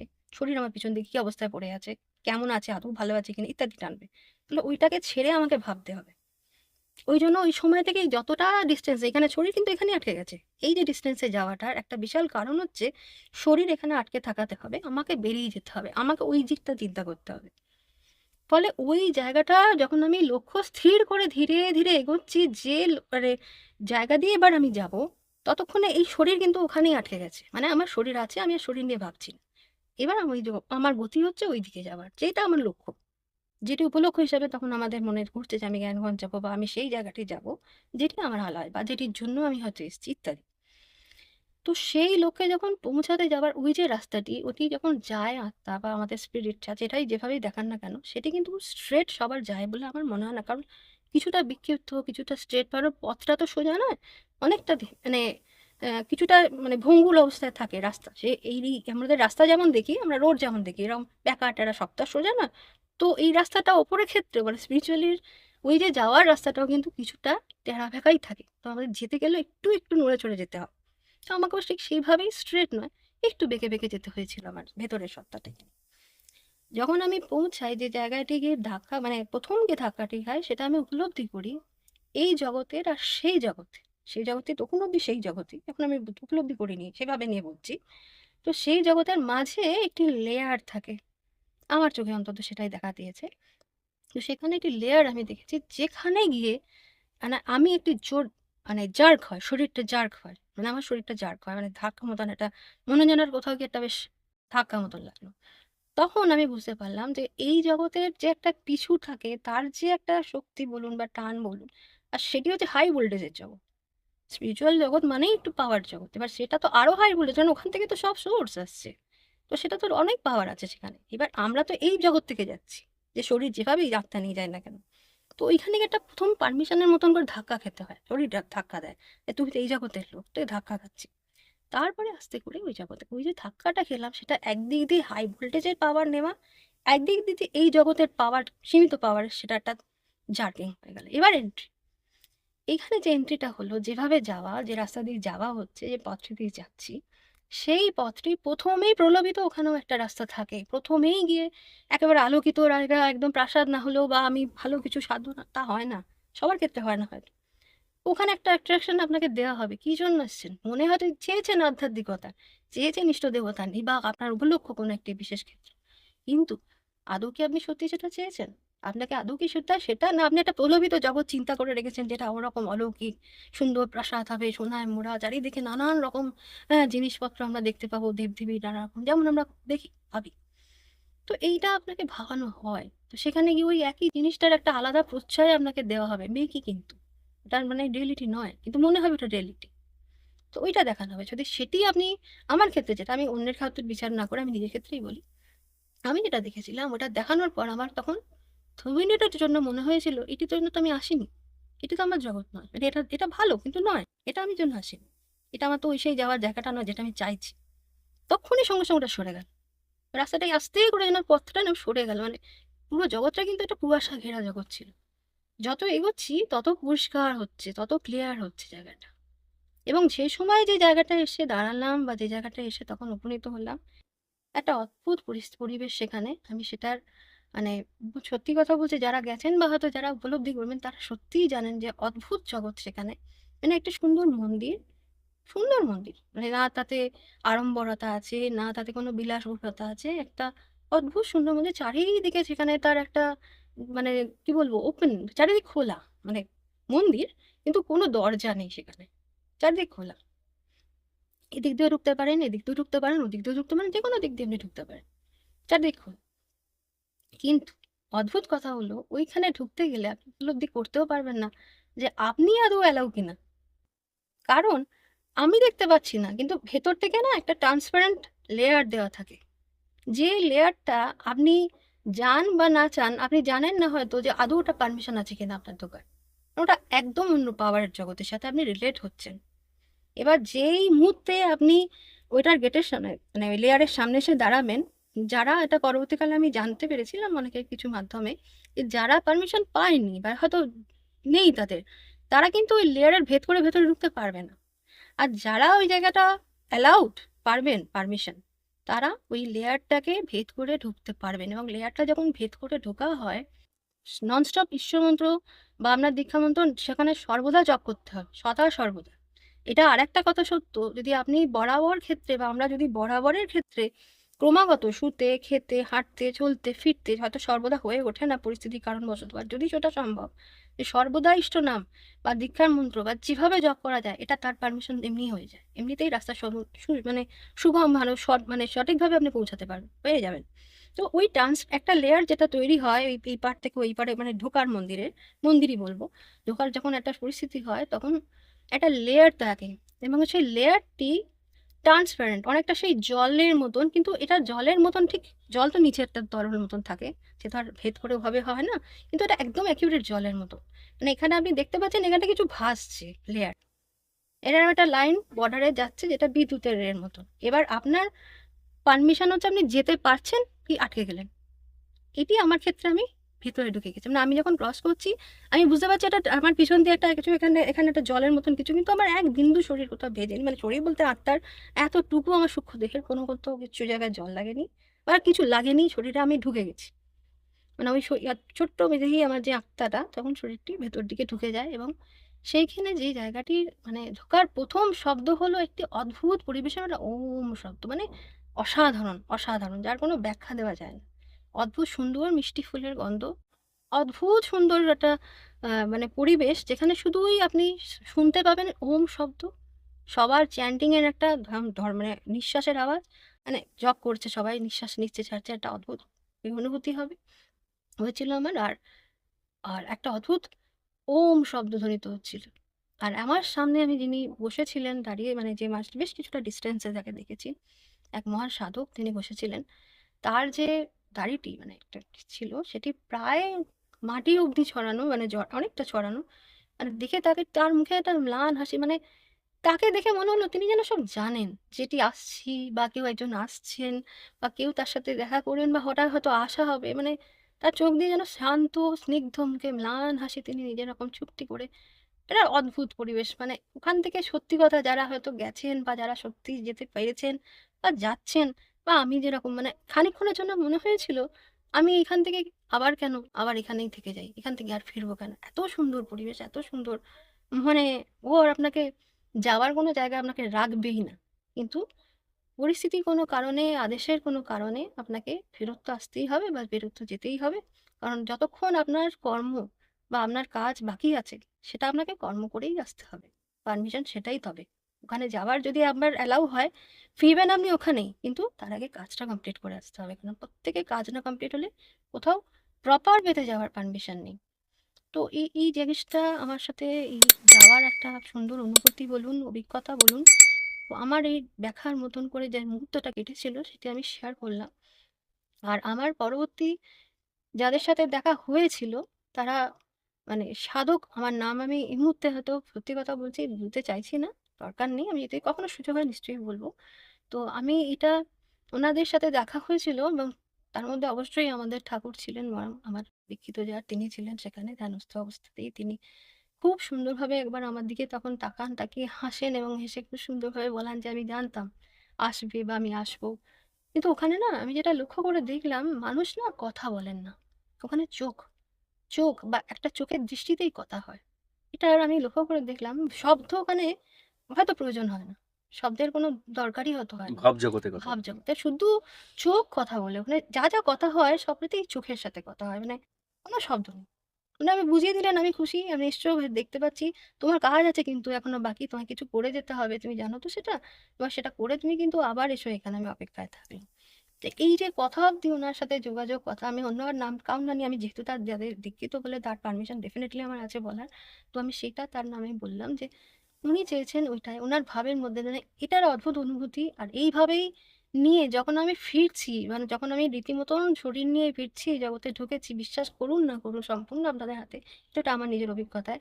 আমি অদ্ভুত একটা পরিবেশের গন্ধ অনুভব করেছিলাম, যে মিষ্টি গন্ধটা সেখানে, ঠিক একই মিষ্টি গন্ধ নিয়ে একই শব্দ নিয়ে আমি এখানে ফেরত এসেছি। ওই লেয়ার গুলো ছিল যখন ফিরেছিলেন? তখন ওই লেয়ারটা সাথে নিয়ে আমার ওই শব্দ, আচ্ছা। পরিবেশ, গন্ধ ৩ টি নিয়ে ফিরেছিলাম।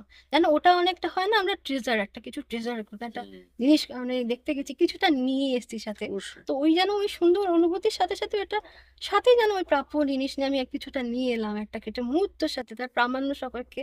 যখন আমি বসে জব করছি, চোখ বন্ধ করে আনন্দের সাথে আছি যে আমি ফিরে এসেছি, আনন্দের সাথে আমি ঘুরে এসেছি। তো ওই আনন্দের মধ্যে একটা এই গন্ধটা যখন আমি আবার পেয়েছি, তখন আমি বুঝতে পারলাম যে এই আর ও জগতের মধ্যে মিল আমার আত্মাটায় যাওয়া আসায়। হুম, কিছুই নয়। সবটাই এই লেয়ার আর ওই লেয়ারের একটা পথ নিশ্চয়ই। কিন্তু এই আত্মাটা যে যে তার জায়গা থেকে নিয়ে এলো সেই ক্ষমতার একটা কি বলবো আপনার, সেটা রসদ বলতে পারেন। সেটা অদ্ভুত চেতনার অনুভূতি নিয়ে প্যাক করলাম। তো ওইটা আমার কাছে অ এটা মানে কবার হয়েছে? আমার হয়েছে এটা ২ বার। আচ্ছা। আরেকবার আমি যাওয়ার খুব চিন্তা করেছিলাম, কিন্তু সেটি ধ্যানস্থ হতে, হতে আমার মানে আমি তো একটা বিবাহিত হুম, হুম, হুম, জীবনযাপন করি, তো এটা সবসময় হয়ে ওঠে না। নিশ্চয়ই। ওই কারণে আমি ২ বার পেয়েছিলাম। ২ বার মানে এই যে ঘটনাটা দুটো সম্পূর্ণ, এটা দুটো ভাগে ভাগ করা কিন্তু। হুম, মানে এটার মধ্যে দুটো পার্ট আছে। একসাথে দুটো একসাথেই বলে দিলাম আমি। একটা সময় গিয়ে একটা ঘটনা অবধি বলেছি, মানে ঘটেছে। হুম, হুম, হুম, পরবর্তী যে ঘটনাটির মধ্যে মানে ঠাকুরের সাথে ওই হচ্ছে দর্শন। আবার একবার ঠাকুরের সাথে কথা বলার দর্শন। এটা ২য় ভাগে হচ্ছিল। মানে স্টেপ আচ্ছা, বাই স্টেপ। আর দুটো মিলিয়ে একটা ভাগে আমি একসাথে বললাম। আচ্ছা, আচ্ছা। আর একবার আমার অনুমতি যদি তারা দেন, মানে আমি যদি যাই বা সুযোগ পাই, তো ডেফিনিটলি আমি গেলে আমার খুব ইচ্ছা আছে যে আমি মানে আমার দেবী মানে আমার মায়ের সাথে মানে কোনোভাবে কানেক্ট করে শুধু বলবো, মা আমার কোনো দাওয়ার কিছু তো আমার তো পাওয়ার ইচ্ছা নেই, আমার তো মা দিয়েইছেন যেভাবে যাক, তো আমি আনন্দে আছি।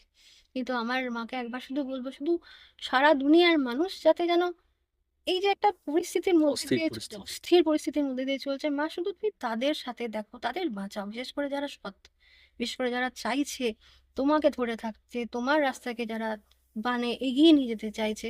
আমি জানি তুমি তাদের সাথে সর্বদা রয়েছো, আমি তার প্রামাণ্য নিজের সপেক্ষে সামনে সশক্তি আমি জানি, কিন্তু সত্যি তাদের বিশ্বাসটা ধরে রাখুক মা, আর কিছু না। কারণ তাদের জন্যই, তারা থাকলেই জগৎ থাকবে।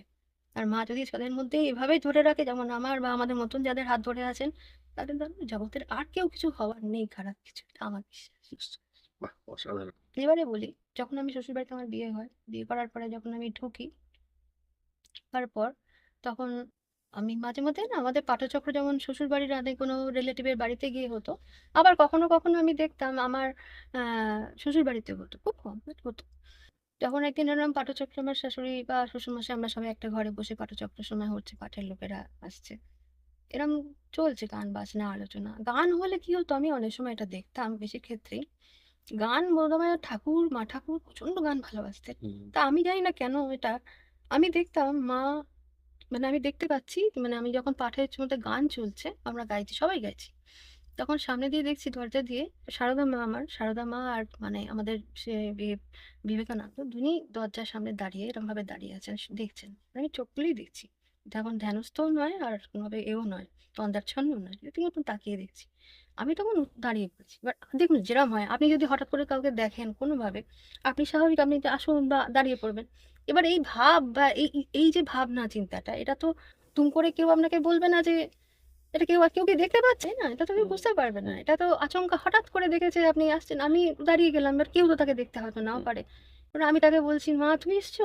দাঁড়াও বসো, বসো।" এরকমভাবে আমি তাকে সভ্যর্থনা জানিয়ে বসার জন্য বলছি। তা আমি তাকে দেখতে পাচ্ছি, তিনি আসছেন, তিনি এলেন, তিনি দেখছেন। আমি দেখতে পাচ্ছি। তখন স্বাভাবিকভাবে কেউ বুঝে উঠতে পারছে না কাকে কোথায় বসাচ্ছি, কিভাবে হুম, বসাচ্ছি, কেই বা বলছে, কাকে বলছে। তো আমি তাতে আমার কাছে কানে আমার তখন কোনো দিক খেয়াল নেই।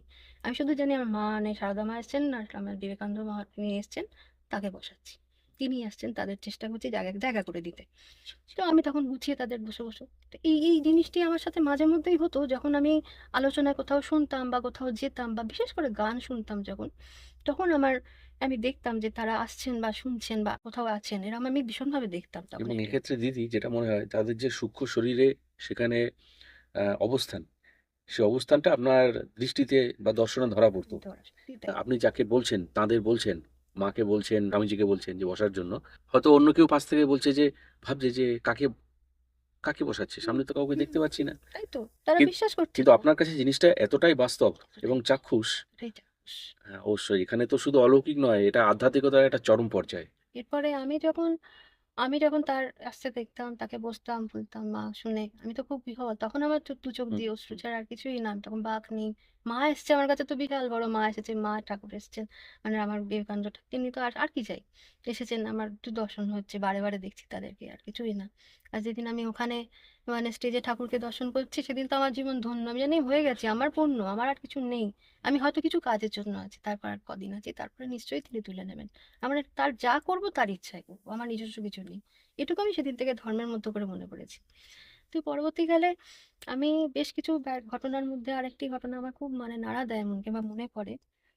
মাঝে মধ্যে যখন আমি পাঠচক্রের এইসব ঘটনা আমাদের বাড়িতেও মানে শ্বশুর বাড়িতেও হতো, মাঝে মধ্যে আসতো, আমি দেখতাম ভালোভাবে। আমি এই জন্ম সংক্রান্ত সময় বহুবার অনেক দর্শন পেয়েছি, সেটি এই মুহূর্তে আমি আর উল্লেখ করছি না। কিন্তু একটি বিশেষ ঘটনা উল্লেখ না করলেই নয়, আমার আজকে আসা সম্পূর্ণ নয়, এটি আমার ধারণা। সেটা মনে হয় 2019 সাল। আমি মনে করি এই 2019 সাল আমার নিজের জীবন বলে নয়, বহু মানুষের জীবনে টার্নিং পয়েন্ট। বহু মানুষের জীবনে আমি অনেকের পডকাস্টেই হোক বা অনেকের নামেই অনেক জায়গায় শুনেছি। ওই সময়টা না অনেকের মানুষের জীবনটা অদ্ভুতভাবে ঘুরে গিয়েছে। অনেক হয়তো যে জায়গায় ছিল তার থেকে হয় আপার অথবা লোয়ার হয়ে গেছে। তো ওই যে সময়টা আপনারা মানে আমি আশা করি আপনি জানেন যে ওই সময়টা এমন একটি সময়, যে সময় ঠিক এত আগে বলাটা ঠিক হবে না। আমি ঘটনাটা আগে বলি, তারপরে বরং পরের কথাটা আসবো। আমি আহ দক্ষিণেশ্বরে মায়ের মন্দির যাবো 2019 সালে 1লা জানুয়ারি, যেটা কল্পতরু হুম, উৎসবের সেদিন। তো আমি নিজেকে তৈরি করেছি আগে থেকে, আমি যাবো মায়ের কাছে, একবার মায়ের পুজো দিই বা মাকে শুধু দর্শন করবো, পুজোও দেবো না, একটু দূর দেখলেই হবে। আমার এই আনন্দ করে চলে আসবো। কারণ সময় নাও হতে পারে, প্রচুর ভিড় হয় সময়। তো আমি মাকে দেখবো বলে সকাল সকাল উঠে বেরিয়ে গিয়ে পুজো হচ্ছার জন্য দেখছি মন্দিরে, ভাগ্যচক্র পুজোটা দিতে পেরেছি সেদিন। দিয়ে এবার দর্শন হয়েছে, খুব আনন্দের সাথে এসেছি। এবার একটু সকাল থেকে তো না খেয়ে দিতে হয় পুজো, একটু প্রসাদ একটু জল তো খাবো। তো আমি সেই মনে করে আস্তে করে নাট মন্দিরে এসে বসেছি ধ্যান। সবাই কাছে সবাই ধ্যান করছেন, আমি আমার মতন করে একটু জিরোচ্ছি, যাতে একটু ধ্যান, একটু বসতে পারি, একটু জল খাই, একটু মিষ্টি খাবো, প্রসাদ খাবো, ব্যাস তারপর চলে যাবো। তো আমি এরকম বসে একটা সাইড করে কর্নারে এরকম বসে চুপটি করে প্রসাদ আর জলটি খেয়েছি, একটু বসেছি। হঠাৎ করে খানিক পরে এক ভদ্রলোক চিৎকার করে, "মা, মা, দেখা দাও মা" বলে দুহাত তুলে প্রণাম করে। এই কথাটি আমার কানে যাওয়ার পরে মানে ফ্রিকুয়েন্টলি কত সেকেন্ডের মধ্যে আমি জানি না, যাওয়ার পরে আমি চোখটি বন্ধ করে ফেলি এবং 2-3 মিনিটের মধ্যে আমি আবার ধ্যানের মধ্যে চলে যাই। তারপরে আমার জীবনের অদ্ভুত দর্শন হয়, যে দর্শনটার জন্য বোধহয় অনেক দিন আমি অপেক্ষা করেছিলাম। এতদিন দর্শন ছিল আমার ঠাকুরের, মা ঠাকুর, ঠাকুর, সারদা মা, স্বামীজি ইত্যাদি। মাকেও কখনো দেখেছি, কিন্তু সেটাই অন্য পরিপ্রেক্ষী ভাবে, এইভাবে না। এইটি দর্শনটা মানে এভাবে দর্শন আমি কিভাবে ব্যাখ্যা দেবো জানি না, ভাষা কিভাবে আমার বেরোচ্ছে বা কিভাবে বলছি আমি ঠিক জানি না, কারণ আমি ঠিক এই মুহূর্তে ঘোরের মধ্যে হয়তো ঠিকভাবে বলছি না। যখন আমার আহ দেখতে পাচ্ছি মানে ওই ধ্যান চোখ বন্ধ করে, আমি হঠাৎ করে দেখছি মা ভবতারিণী মা, দক্ষিণেশ্বর তো মা ভবতারিণী মা, তিনি মন্দির থেকে দ্রুত পায়ে হেঁটে বেরিয়ে এসছেন ধ্যানের মধ্যে দেখছি। এবং খুব মানে শান্তিতে যে উনি বেরোচ্ছেন তা নয়, ওনার বেরোনোর মধ্যে যেন একটা ক্ষিপ্ততা, একটা যেন চাঞ্চল্যতা, একটা উদ্বেগ কোথায় যেন একটা আমাদের হয় না যেমন আমরা বেরোই, হুম। তো ঠিক ওইভাবে মা মন্দির থেকে বেরিয়ে যাচ্ছে। আমি বুঝতে পারলাম হয়তো কোনোভাবে কিছু একটা হচ্ছে। খানিক পরে দেখছি, ঠিক দর্শনটার এডিট পরেই লক্ষ্য করলাম, পরবর্তীতে দেখাচ্ছেন মা যে একটি গাড়ি, একটি নয় বেশ কয়েকটা গাড়িতে এরকম পরপর পরপর সাজানো, এবং প্রতিটা গাড়িতে প্রায় 10-12খানা বডি, এবং পরপর পরপর যেন মনে হচ্ছে কেউ না এরম এরম ওর পর একটা তার উপর একটা তার উপর একটা এরম ভাবে তুলে তুলে দিয়েছে, এরম একাধিক গাড়িতে রাখা সব মৃতদেহ। এবং তলায় রাস্তাটি যেখানে আছে সেখানে রক্তাক্ত অবস্থায় রয়েছে। আমি রীতিমতন এটি দেখার পর আমি প্রচন্ড পরিমাণে চিন্তিত হয়ে পড়ি যে এটা কি দেখছি, এত ভয়ানক দৃশ্য, এটা বলা যতটা সোজা, বা আমি হয়তো যেভাবে বলছি, এই যদি যেটা দৃশ্যটাকে চোখ বন্ধ করে অনুধাবনও করি আমরা, তাতে যে পরিস্থিতিটা তৈরি হবে দেখার, ভয়াবহ পরিস্থিতি। ভয়াবহ মারাত্মক ভয়াবহ, এটা দেখার মতন নয়। তো ওই রূপ দেখার পর আমি তখন রীতিমতন প্রচন্ড চিৎকার করে কেঁদে ফেলেছি যে এরকম কি দেখাচ্ছ মা? আমি তো কিছুই বুঝতে পারছি না, এই ভয়ানক দৃশ্য। তারই পরে আরেকটু নিজেকে ধাতস্থ হই, মানে একটু তারপরে আমি কিছু দেখছি না, একটু নিজেকে মানে এটাকে বলে কন্ট্রোল করছি আস্তে আস্তে বুঝতে। মা বলেন হঠাৎ করে একটা যেন কোথা থেকে শব্দ আসছে ভেতর থেকে, মানে যা দেখছো না যেটুকু তুমি দেখছো সব সত্য। ভেবো না যে তুমি যেটুকু দেখছো তার মধ্যে কোথাও এতটুকু তোমার কল্পনা, তোমার চিন্তা ভাবনা চিন্তা আছে। যা দেখছো সব সত্য। তোমার কাজটা কি, মানে আমার কাজটা কেন আমি দেখছি? আমার কাজ ভবিষ্যতে যেটি হতে চলবে, ভবিষ্যতে যে ঘটনাটা ঘটবে, তোমার পরিবারকে তোমায় বুঝতে হবে, তাকে বাঁচাতে হবে, তাকে রক্ষা করতে হবে, এটা তোমার আপাতত কাজ। হুম। আর এই মুহূর্তে তোমায় আমি কিছু বলবো না, কি হবে সেটা তুমি জানতে পারবে। কিন্তু তোমার মধ্যে যেটা দ্বিধা হয়ে রয়েছে, এই যে পয়েন্টটা আমার কাছে খুব নাড়া দেয় আজও, তোমার মধ্যে যে দ্বিধা হয়ে রয়েছে, মা বুঝতে পারছেন যে আমি একটা দ্বিধায় আটকে আছি। আমি কল্পনা করছি, আমি আদৌ ভাবছি না, আমার এটা কি, মানে কোনটা হতেই পারে। আমি এটা হয়তো ভীষণ ভাবি, ভালো মানে ভালো ঠাকুর দেবতা নিয়ে ভালোবাসি, হয়তো হয়তো সেই কারণে আমি কোথাও ভাবছি, হতেই পারে এটা। হুম। মানে আপনি চিন্তার কোন স্তরে রয়েছেন? হুম। হুম। সেটা মা বারবার মনে করাচ্ছে যে তুমি কল্পনা করছো না, আমি তোমায় বলছি এটা, তুমি প্রমাণ চাইছো। আমি তখন তো মার কাছে কি প্রমাণ চাইবো? আমি তখন মানে কিচ্ছু না, চুপ।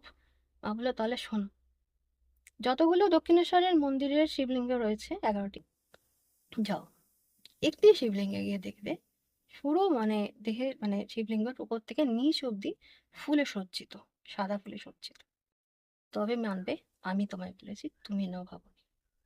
আমি তখন, আমার তখন শরীরের কে করব আমি, বা আমার কি করা উচিত নয়, আমার কোনো তখন নিজের মধ্যে নেই। মা বলেছেন আমাকে যেতে হবে। আমি তখন চঞ্চল হয়ে ছুটতে ছুটতে রীতিমতন ধাবিত হয়ে 11টা মন্দিরের মধ্যে আমি শুরু করি, দেখা শুরু করা। যেমন একটির পর একটির পর একটির পর একটি আমি দেখতে দেখতে যাই। সে কোথাও হয়তো গাঁদা ফুল, কোথাও তো অমুক রুদ্র, ইত্যাদি ইত্যাদি যা যা আছে আছে। কিন্তু মা যেমনটি বলছেন আমি কেন তখনও প্রথম থেকে উপলব্ধি করতে পারছি না যে এটা আদৌ সত্যি কি এটাই এটাই এটাই। তখন মনে হচ্ছে না, বিশ্বাস করবেন না, শেষ যে মানে বিগ্রহটি মানে 11 শিবলিঙ্গের নম্বর। 11 নম্বরের শেষ, যেটা এতটা প্রথম হুম। থেকে 11তে গিয়ে আমি তখন মানে রীতিমতো ক্লান্ত আর মানে বুঝতে পারছি না। তখন দেখি, বিশ্বাস করবেন না, আমি আজও ভাবতে গেলে আমার অবাক লাগে, অপূর্ব সজ্জায় সজ্জিত, মানে মার তার লিঙ্গের ওপর থেকে নিচ অব্দি শুধু সাদা ফুলে ঢাকা তার, এত সুন্দর করে সাজানো হয়েছে তাকে। আমি আর নিজেকে ওখানে ধরে রাখতে পারিনি, আমার শরীরও দিচ্ছিল না। এতটা দেখার পর প্রায় মূর্ছিত অবস্থায় আমি ওখানে বসে পড়ি। আচ্ছা, কিছুটা আচ্ছা, ওই জায়গায় আমি আর থাকতে পারিনি, এবং ওই সময় নিজেকে অনেক কষ্ট করে ধাতস্থ করে একটু জল খেয়ে সেদিন আমি বাড়ি ফিরি। আচ্ছা। আপনার সঙ্গে সেদিন কেউ ছিলেন না? আমার এক বন্ধু ছিলেন, আচ্ছা। কিন্তু তিনি পরবর্তীকালে তার কাজ চাকরিসূত্রে বিদেশ চলে গিয়েছেন, আর হুম, নেই আমার সাথে। হুম। তো এই হ্যাঁ ছিলেন। কিন্তু এই ঘটনার পরবর্তীকালে মানে আমি সেদিনটা এটুকু দেখেছি। এবার আমি আমার বন্ধুকে মাঝে মধ্যে, বা আমি নিজেও ভাবতাম এমন একটা কিছু হবে যেটা হয়তো খুব কষ্টকর, আচ্ছা, যন্ত্রণাদায়ক। আচ্ছা, বুঝে উঠতে পারিনি। এটা দেখেছি কবে বলুন তো? জানুয়ারি মাসে, কিন্তু ওই দিন 2019-এ। আচ্ছা। 2019-এর মার্চ মাসে করোনা আক্রান্ত হুম, হলো দেশে। হুম, হুম, মায় এই আওয়াজটি দিয়েছিলেন আগে থেকে। ওই যে লাশ, বডিতে গাড়ির পর হুম, গাড়ি, হুম। বিভিন্নভাবে যে এত বডি, অগণিত মানুষ। অগণিত মানুষের দেহ, যে কিভাবে, আমি তো আমারও নিজের আত্মীয়কে হারিয়েছি একইভাবে, বডিটাও দেওয়া হয়নি তার বাড়িতে, মানে তার সন্তানের হাতে দেওয়া হয়নি, মানে এত খুবই মর্মান্তিক, সত্যি কথা। মর্মান্তিক, মারাত্মক। তো ওই মারাত্মক রূপের পরিস্থিতি মা অত আগে আভাস দিয়েছিলেন যে এটি হতে চলেছে, তুমি দেখো। কিন্তু আমি বলবো না এটা করোনা রোগ, তুমি বুঝে নেবে, তুমি হয়ে যাবে, তুমি বুঝতে পারবে। তোমার কাজ হচ্ছে, তুমি বিশ্বাস করবেন না, আমি খুব মানে সফট হার্টের মানুষ বা ইত্যাদি বলতে পারেন, কিন্তু আমি খুব সেই সময় মানে পাক্কা 3-3টে বছর, সময়টা তো অনেক দিন হুম, লেগেছে, হুম। ব্যাপারটা মিটতে সময় রেস্ট থেকেই গেছিল অনেক। তো এই 3টে বছর আমি যে কিভাবে আমি পরিবারকে সামলেছি বা পেরেছি, আমার মায়ের আশীর্বাদ ছাড়া আর কিচ্ছু না। অবশ্যই। মানে আমি সকালবেলা ওঠা, প্রতিটা জিনিস পরিষ্কার করা, স্প্রে করে রাখা, মানে একা আমি করতাম বাইরে থেকে আসার পর সর্বত্র সবকিছু, কারণ তখন আমার অফিস ছুটি, চারিদিকে বন্ধ, তখন চারিদিকটা একদম আলাদা একটা হতাশা কাজ করতো হতাশা সবসময় প্রচুর ভেতরে। মধ্যে। তখন ওই সময়ে ওইভাবে যে পড়ে উঠতে পারবো, এবং সেটার সম্ভাবনাও হতো হতো না যদি না তার জোর শক্তি দিতেন। আপনি ১ম এ সেইগুলো দেখেছিলেন, পরে পুরো সেটাই হলো। ভাবুন আমি এবং এটা কিভাবে? কিভাবে, মানে ঠিক তার অ্যালার্ট মা আগে থেকে এটা হতে চলেছে দেখো, আর এটা ঠিক পরিণতি ঠিক, তার মানে মা বলেন, মা হচ্ছে স্বয়ং বিজ্ঞান। আমি মনে করি মা হলেন স্বয়ং মা বিজ্ঞান। স্বয়ং বিজ্ঞান, ঠিক, মায়ের উপরে কোনো বিজ্ঞান নেই। এই যে ঠিক। বিজ্ঞান নিয়ে আমরা এত কিছু বলি, আধ্যাত্মিকতাকে অনেকেই বলেন ভণ্ড, ভুল, কল্পনা, অনেকেই ভাবে আধ্যাত্মিকতা অন্য স্তরের বিজ্ঞান। নিম্ন স্তরের বিজ্ঞান, মানে মা, আমি তো মনে করি মাই বিজ্ঞান। এই বিজ্ঞান অবশ্যই, শুরু মাকে দিয়ে, বিজ্ঞান শেষ মাকে দিয়ে। ঠিক। মা নাহলে বলছেন তুই প্রমাণে তোমার বিশ্বাস হচ্ছে না, আমি যাও গিয়ে বলছি, এবং সেটা নিজের চোখে দেখা আমার, যে আমি 11 নম্বর শিবলিঙ্গে তো আমি মাকে প্রথম শিবলিঙ্গের প্রথম থেকে শেষ অব্দি, এরপরে আর কি বিশ্বাস এবং অবিশ্বাসের সাদা জায়গা? ফুল দিয়ে সাজানো। একইভাবে সাজানো, যেরকম মা বললেন ওইভাবে সজ্জিত, টপ টু বটম, এতটুকু এদিক থেকে ওদিক নেই। এবং ওই দেখার পরে মানে কি আর থাকতে পারে, সত্যি না, হতে আর পারে তো না, কিছু বা বলার নেই, অবিশ্বাসের আর কোনো তো কিছু জায়গাই নেই, জিজ্ঞাসারও জায়গা নেই। কোনো জায়গায় নেই। আমি সেদিন একটা উপলব্ধি করেছিলাম যে জীবনে যদি কোনো কিছু সত্য হয়ে থাকে, একটা সত্য কথা যে মা তো ভেতরে ঢুকে আপনার দেখছেন, আপনি বিশ্বাস করছেন কিনা, মানতে পারছেন কিনা, যখন মা দেখছেন দ্বিধা কোথাও আছে, আপনার একে প্রমাণ দেওয়া দরকার আছে এর বিশ্বাসের জন্য। আমার কোনো প্রমাণের, মায়ের কোনো প্রমাণের দরকার নেই, আমার মতন মানুষের জন্য প্রমাণের দরকার আছে, তাই আমাকে প্রমাণ হিসেবে মা দিয়ে বলেন দেখো গিয়ে, তুমি তাহলে বিশ্বাস করবে যে এটা সত্যি কিনা। আপনি অসাধারণ একটা ঘটনা শোনালেন। এ সত্যি মানে যারা শুনবেন, আমি তো এখন শুনে নিলাম, পরবর্তীকালে দর্শকরা শুনবেন যখন এটা টেলিকাস্ট হবে। সত্যি এরকম ঘটনা আমি এর আগে শুনিনি, এবং আপনাদের আমি বলি না যে প্রত্যেকটি ঘটনাই অন্য ঘটনা থেকে আলাদা। আজকে চৈতালিদির এই মানে যে ঘটনাটি বললেন, সত্যি এরকম ঘটনা আমি আগে শুনিনি, এবং আমরা প্রত্যেকেই তার কাছে নতজানু। আহ, তার কাছেই শেষ পর্যন্ত আমাদের পৌঁছাতে হয়, সেই আশ্রয়ে, সেই বিশ্ব জননীর কাছেই আমাদের আশ্রয় নিতে হয়। করোনার সময়ও নিয়েছিলাম, আজও একইভাবে শরণাগত। একইভাবে শোনো, আমরা প্রতিটা মুহূর্তে তার, আর বাইরে আমরা কিছু, আমাদের জগৎ নেই, যাবো সেখানে যদি কর্মফল ভালো থাকে আর যদি ঠিকঠাক করতে পারি, সবাই ভালো করতে পারে, নিশ্চয়ই তার কাছেই আমরা পৌঁছাবো, এটা ঠিক। মনোজোরে বিশ্বাস করি। কিন্তু আমাদের যেটা সবাইকে করতে হবে সেটা হচ্ছে নিজের ধর্ম। আমরা ধর্ম বলতে কি, আমি যেটা আমরা যে যার জাত বা যে ধর্ম বলতে সেই ধর্ম মানব নয়, ধর্ম। মানব ধর্ম শ্রেষ্ঠ ধর্ম। তিনিও মা একটি কথা বলেন আজকে, মানে কয়েকদিন আগে, মায়ের মাঝে মধ্যে আমার শুধু ধ্যান, আমি তো ধ্যান করি, অবশ্যই। তো আমি ভোর ৩টের সময় আমার একদম, হাজার হোক যাই হোক পৃথিবীর এপার ওপার যেভাবেই হোক, আমি ঠিক ব্রহ্ম মুহূর্তে উঠে ধ্যান করবোই। আমার ঘুম বোধহয় ২ ঘন্টা শুই, তারপর আমার বেরিয়ে যেতে হয় কাজের ক্ষেত্রে, বা ২-২.৫ ঘন্টা ম্যাক্সিমাম।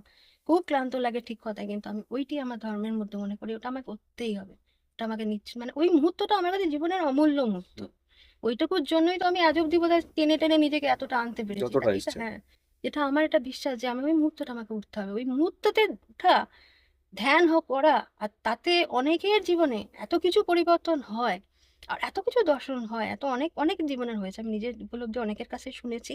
তো এই ব্রহ্ম মুহূর্ত জীবনে ভীষণ ভীষণ ইম্পর্টেন্ট। ওই মুহূর্তে ধ্যান করার মধ্যে এমন একটা শক্তি কাজ করে, এবং যদি কেউ দীক্ষিত হন বা সত্যিই মায়ের প্রতি বা তার গৃহ দেবতার প্রতি সত্যি যদি তার একটা এই আশীর্বাদ থাকে, অবশ্যই দর্শন হবে ভালো কিছু, অবশ্যই তিনি কিছু না কিছু উপলব্ধি করবেনই করবেন, কিছু না আভাস পাবেন, এটা আমার বিশ্বাস। তো এটা আমার ক্ষেত্রে বহুবার আজও অব্দি যদি কখনো কোথাও কিছু হয় বা কিছু ভাবি কিছু ঘটতে চলবে, মা আমাকে ঠিক ওই ধ্যানের মধ্যে দিয়ে বোঝান এটা হয়তো হবে, এটা হতে চলে, আমি বুঝতে পারি যেটা হতে চলেছে। কিছু ক্ষেত্রে যেমন যেমন আমার পরবর্তী জীবনে আমার কি কর্ম, আমার মা বলে দিয়েছেন, কিন্তু আমি হয়তো সেটা বলতে পারবো না যতক্ষণ না আমি করতেও পারবো, এটা নিয়ম নয়। হুম। আমি এটা বলবো কি, সব বলবো যদি হয়তো কোনো সব এটা হয়ে যায়, নিশ্চয়ই সুযোগ পেলে বলবো, কিন্তু এই মুহূর্তে তো আমি বলতে পারবো না।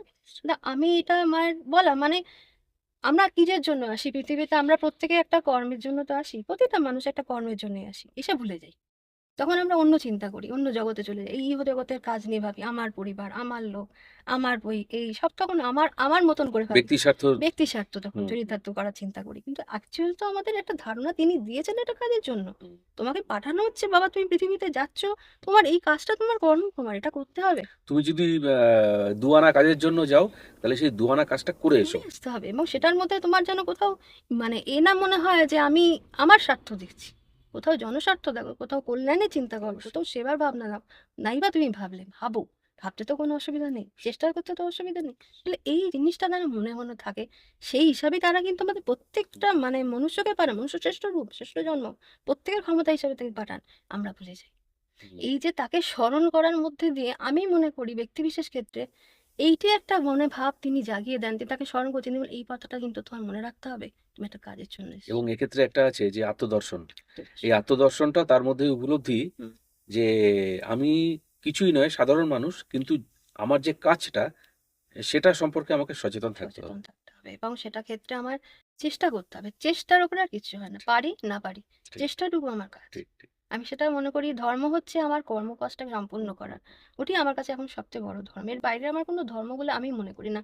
এই যে জাত, এই ধর্ম, আমার যে বিশ্বাস, সব এক, শুধু ধর্ম কর্মটাকে সঠিক পর্যায়ে মঙ্গলের কাজে লাগাও। কারোর জন্য ক্ষতি না হয়, কারোর জন্য খারাপ করতে না পারি, যদি কোনো মানুষের দুটো ভালো করতে পারি চেষ্টা করবো, হুম। তারপরে তো তার ইচ্ছা, যদি না, না, হয় তো ভালো। এটি আমার মনে হয় মানে, সুন্দর বললেন আপনি। এটা আমার কাছে মনে হয় যে মায়ের কাছে আশীর্বাদ প্রাপ্ত যেটুকু আমার পথ, আমি মনে করি আমি জীবনে আমার তো ধন্য, আমি তো বললাম বারবার যে আমার, আপনার যে দর্শনের কথা শুনলাম, মানে সে দর্শন তো শুধু অলৌকিক বললে ভুল হয়, এটা বিশ্ব দর্শন বলতে পারেন, এবং দুর্লভ দর্শন, ঈশ্বর দর্শন তো দুর্লভ দর্শন। যে দর্শনের কথা আপনি বললেন, মানে আমি যখন শুনছি তখন মনে হচ্ছে আমি যেন উপলব্ধি কিছুটা হলেও করতে পারছি যে তিনি কি অসাধারণ দর্শনটা লাভ করেছেন। কিন্তু আমার এই মুহূর্তে এই কয়েকটি ঘটনা বিশেষ করে মনে পড়ছে, যেগুলো খুব ইম্পর্টেন্ট, আমার কাছে খুব উল্লেখযোগ্য মনে হচ্ছিল, এটা বলা খুব দরকার, অবশ্যই। তাই আমি বললাম।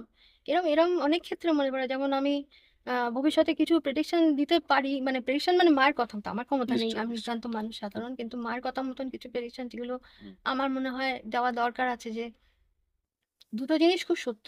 প্রথম হচ্ছে, আমাদের সবাইকে খুব সচেতন হয়ে চলতে হবে এখন। আর মায়ের কথা মতন সবাইকে এক হতে হবে। হুম, আজ এই মুহূর্তে মা শুধু একটাই কথা বলেন, কেউ মাতামাতি করো না, কেউ ছোটাছুটি করো না অন্য বিষয়ে, সবাই এক থাকো। এই এক থাকো বলতে তিনি কোনভাবে এক থাকতে বলেছেন সেটা আমাদের উপলব্ধি করে নিতে হবে। কারণ মা ইঙ্গিত দেন, পথ বলে দেন, কিন্তু মা ডিটেলে ওই পথটা তখনই দেখান না, আমার কাছে অন্তত সেটাই। কারণ পরে হয়তো উপলব্ধি আমরা হয়তো বুঝে যাই যে এটিই বোঝাচ্ছে, যেটি আগে পূর্ব ঘটনার হুম, হুম, অনুক্রমে আমি বুঝলাম যেটি, যে তিনি চাইছেন একত্রিত হও সবাই। আচ্ছা। আমার মনে হয়, এই জানি না এটা আমার ভুলও হতে পারে, বা আমি ওটাও নিজেও ভাবতে পারি, আমি আর মাকে বলবো না যে এটি মা আমাকে মানে এভাবে ভাবাচ্ছেন কিনা, আমি কোনো রকম দ্বিধায় রাখবো না, যে মা তো বিজ্ঞান আর মার সত্য সবটাই সর্বদাই। তো আমার মনে হয় মা বলতে চাইছেন কোনোভাবে, যারা আমরা কোনো ভাবনা চিন্তা নিয়ে ভাবি, যারা আমরা সত্যি আধ্যাত্মিক ঠাকুরের বিষয় নিয়ে, আধ্যাত্মিকও বলবো না, আমরা নিতান্ত সাধারণ ভাবনা চিন্তা নিয়ে ভাবি, তাদের অন্তত একটা নিজস্ব মানে দলবদ্ধ বা একটা সিমিলার পরিবেশ তৈরি করা ভালো, একটা আবদ্ধ জায়গা থাকা ভালো, যাতে নিজেদের একটা জগৎ থাকা একটা দরকার। জগৎ থাকা ভালো, যে জগৎ থেকে আলোচনা হোক, আর নিজেদের মধ্যে একটা ভাব আদান প্রদান হোক, পরবর্তীকালে কি করলে আরো বেটার হতে পারে, আরো ভালো সে জাগরণ করতে পারবো।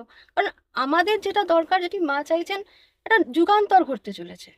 কলিযুগ, সত্যযুগ কি ত্রেতাযুগ আমি জানি না মা সেটা ইঙ্গিত কিনা, মা বলছেন একটি যুগান্তর ঘটতে চলেছে, এবং এই যুগান্তরে যদি তোমরা সাথ দিতে পারো, মানে সত্যি ধরে রাখতে পারো, তাহলে তোমরা যুগান্তরে যাচ্ছ।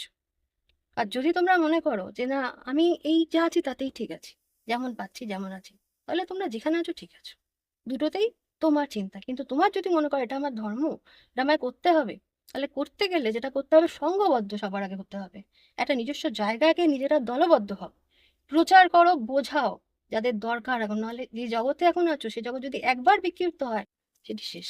মানে ছন্নছাড়া হয়ে বাঁচা যাবে না। বাঁচা যাবে না এটি এবং করুন শেষ না। হয়ে যাবে পরবর্তীকালে। হুম, এই যুগান্তরে আমাদের সবাইকে একটা বিশেষ তিনি বার্তা দিয়েছেন, যুগান্তর যে ঘটছে আমাদের আমাদের সবার চেতনার ক্ষেত্রেও ঘটছে, আমরা সবাই কিছু না কিছু উপলব্ধি করছি হুম, হারে।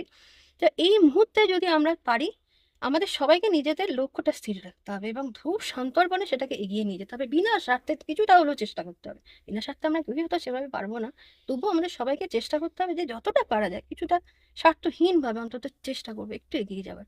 এটি হচ্ছে মায়ের কথা, মানে এটি মায়ের আপাত রূপে কথা, যদি তুমি পারো তুই চেষ্টা সবাই মিলে করো। এটা এখানে আসার পিছনেও একটি কারণ আমার, যে সবাই যাতে জানতে পারেন, নিশ্চয়ই। সবাই যাতে এই ব্যাপারটা নিয়ে উপলব্ধি করেন। কারণ আদারওয়াইজ তো আমার আর কিছু সেখানে জায়গা নেই, আমার না, তো না, প্রাপ্য যা পাওয়ার যা বোঝার যা জানার সবই তো অবশ্যই, হয়ে অবশ্যই। গিয়েছে। শুধু চাই এটি যদি হয়, মায়ের কাছে হচ্ছে আরো সবাই মিলে চেষ্টা করি। অত্যন্ত গভীরের কথা আজ উপরে তুলে আনলেন এবং এই পুরো ব্যাপারটাই হলো উপলব্ধির। এবং সাধক অলৌকিক রহস্য ইউটিউব চ্যানেল বিভিন্ন গুণীজনের দৈব অলৌকিক অভিজ্ঞতা, সাধারণ মানুষের দৈব অলৌকিক অভিজ্ঞতা পরিবেশন করে তুলে ধরার চেষ্টা করে। আজকে তারই একটি ক্ষুদ্র প্রচেষ্টা চৈতালিদির সঙ্গে কিছুটা সময় কাটালাম। চৈতালিদি, আপনাকে সাধক অলৌকিক রহস্য চ্যানেলের পক্ষ থেকে আমি আন্তরিকভাবে কৃতজ্ঞতা জানাই। আপনি অনেক ভালো থাকুন এবং মা স্বামীজির সান্নিধ্যে আপনার জীবন আরও বেশি আনন্দময় এবং স্বর্গীয় রূপ ধারণ করুক। সবাই মিলে সবাইকে নিয়ে পারিবারিকভাবে আপনি সুস্থ থাকুন। এইটুকু বলে আজকের মতো আমি এই এপিসোড শেষ করছি। আপনাদেরও ধন্যবাদ জানাই, দিদিকেও প্রণাম হুম। জানাই।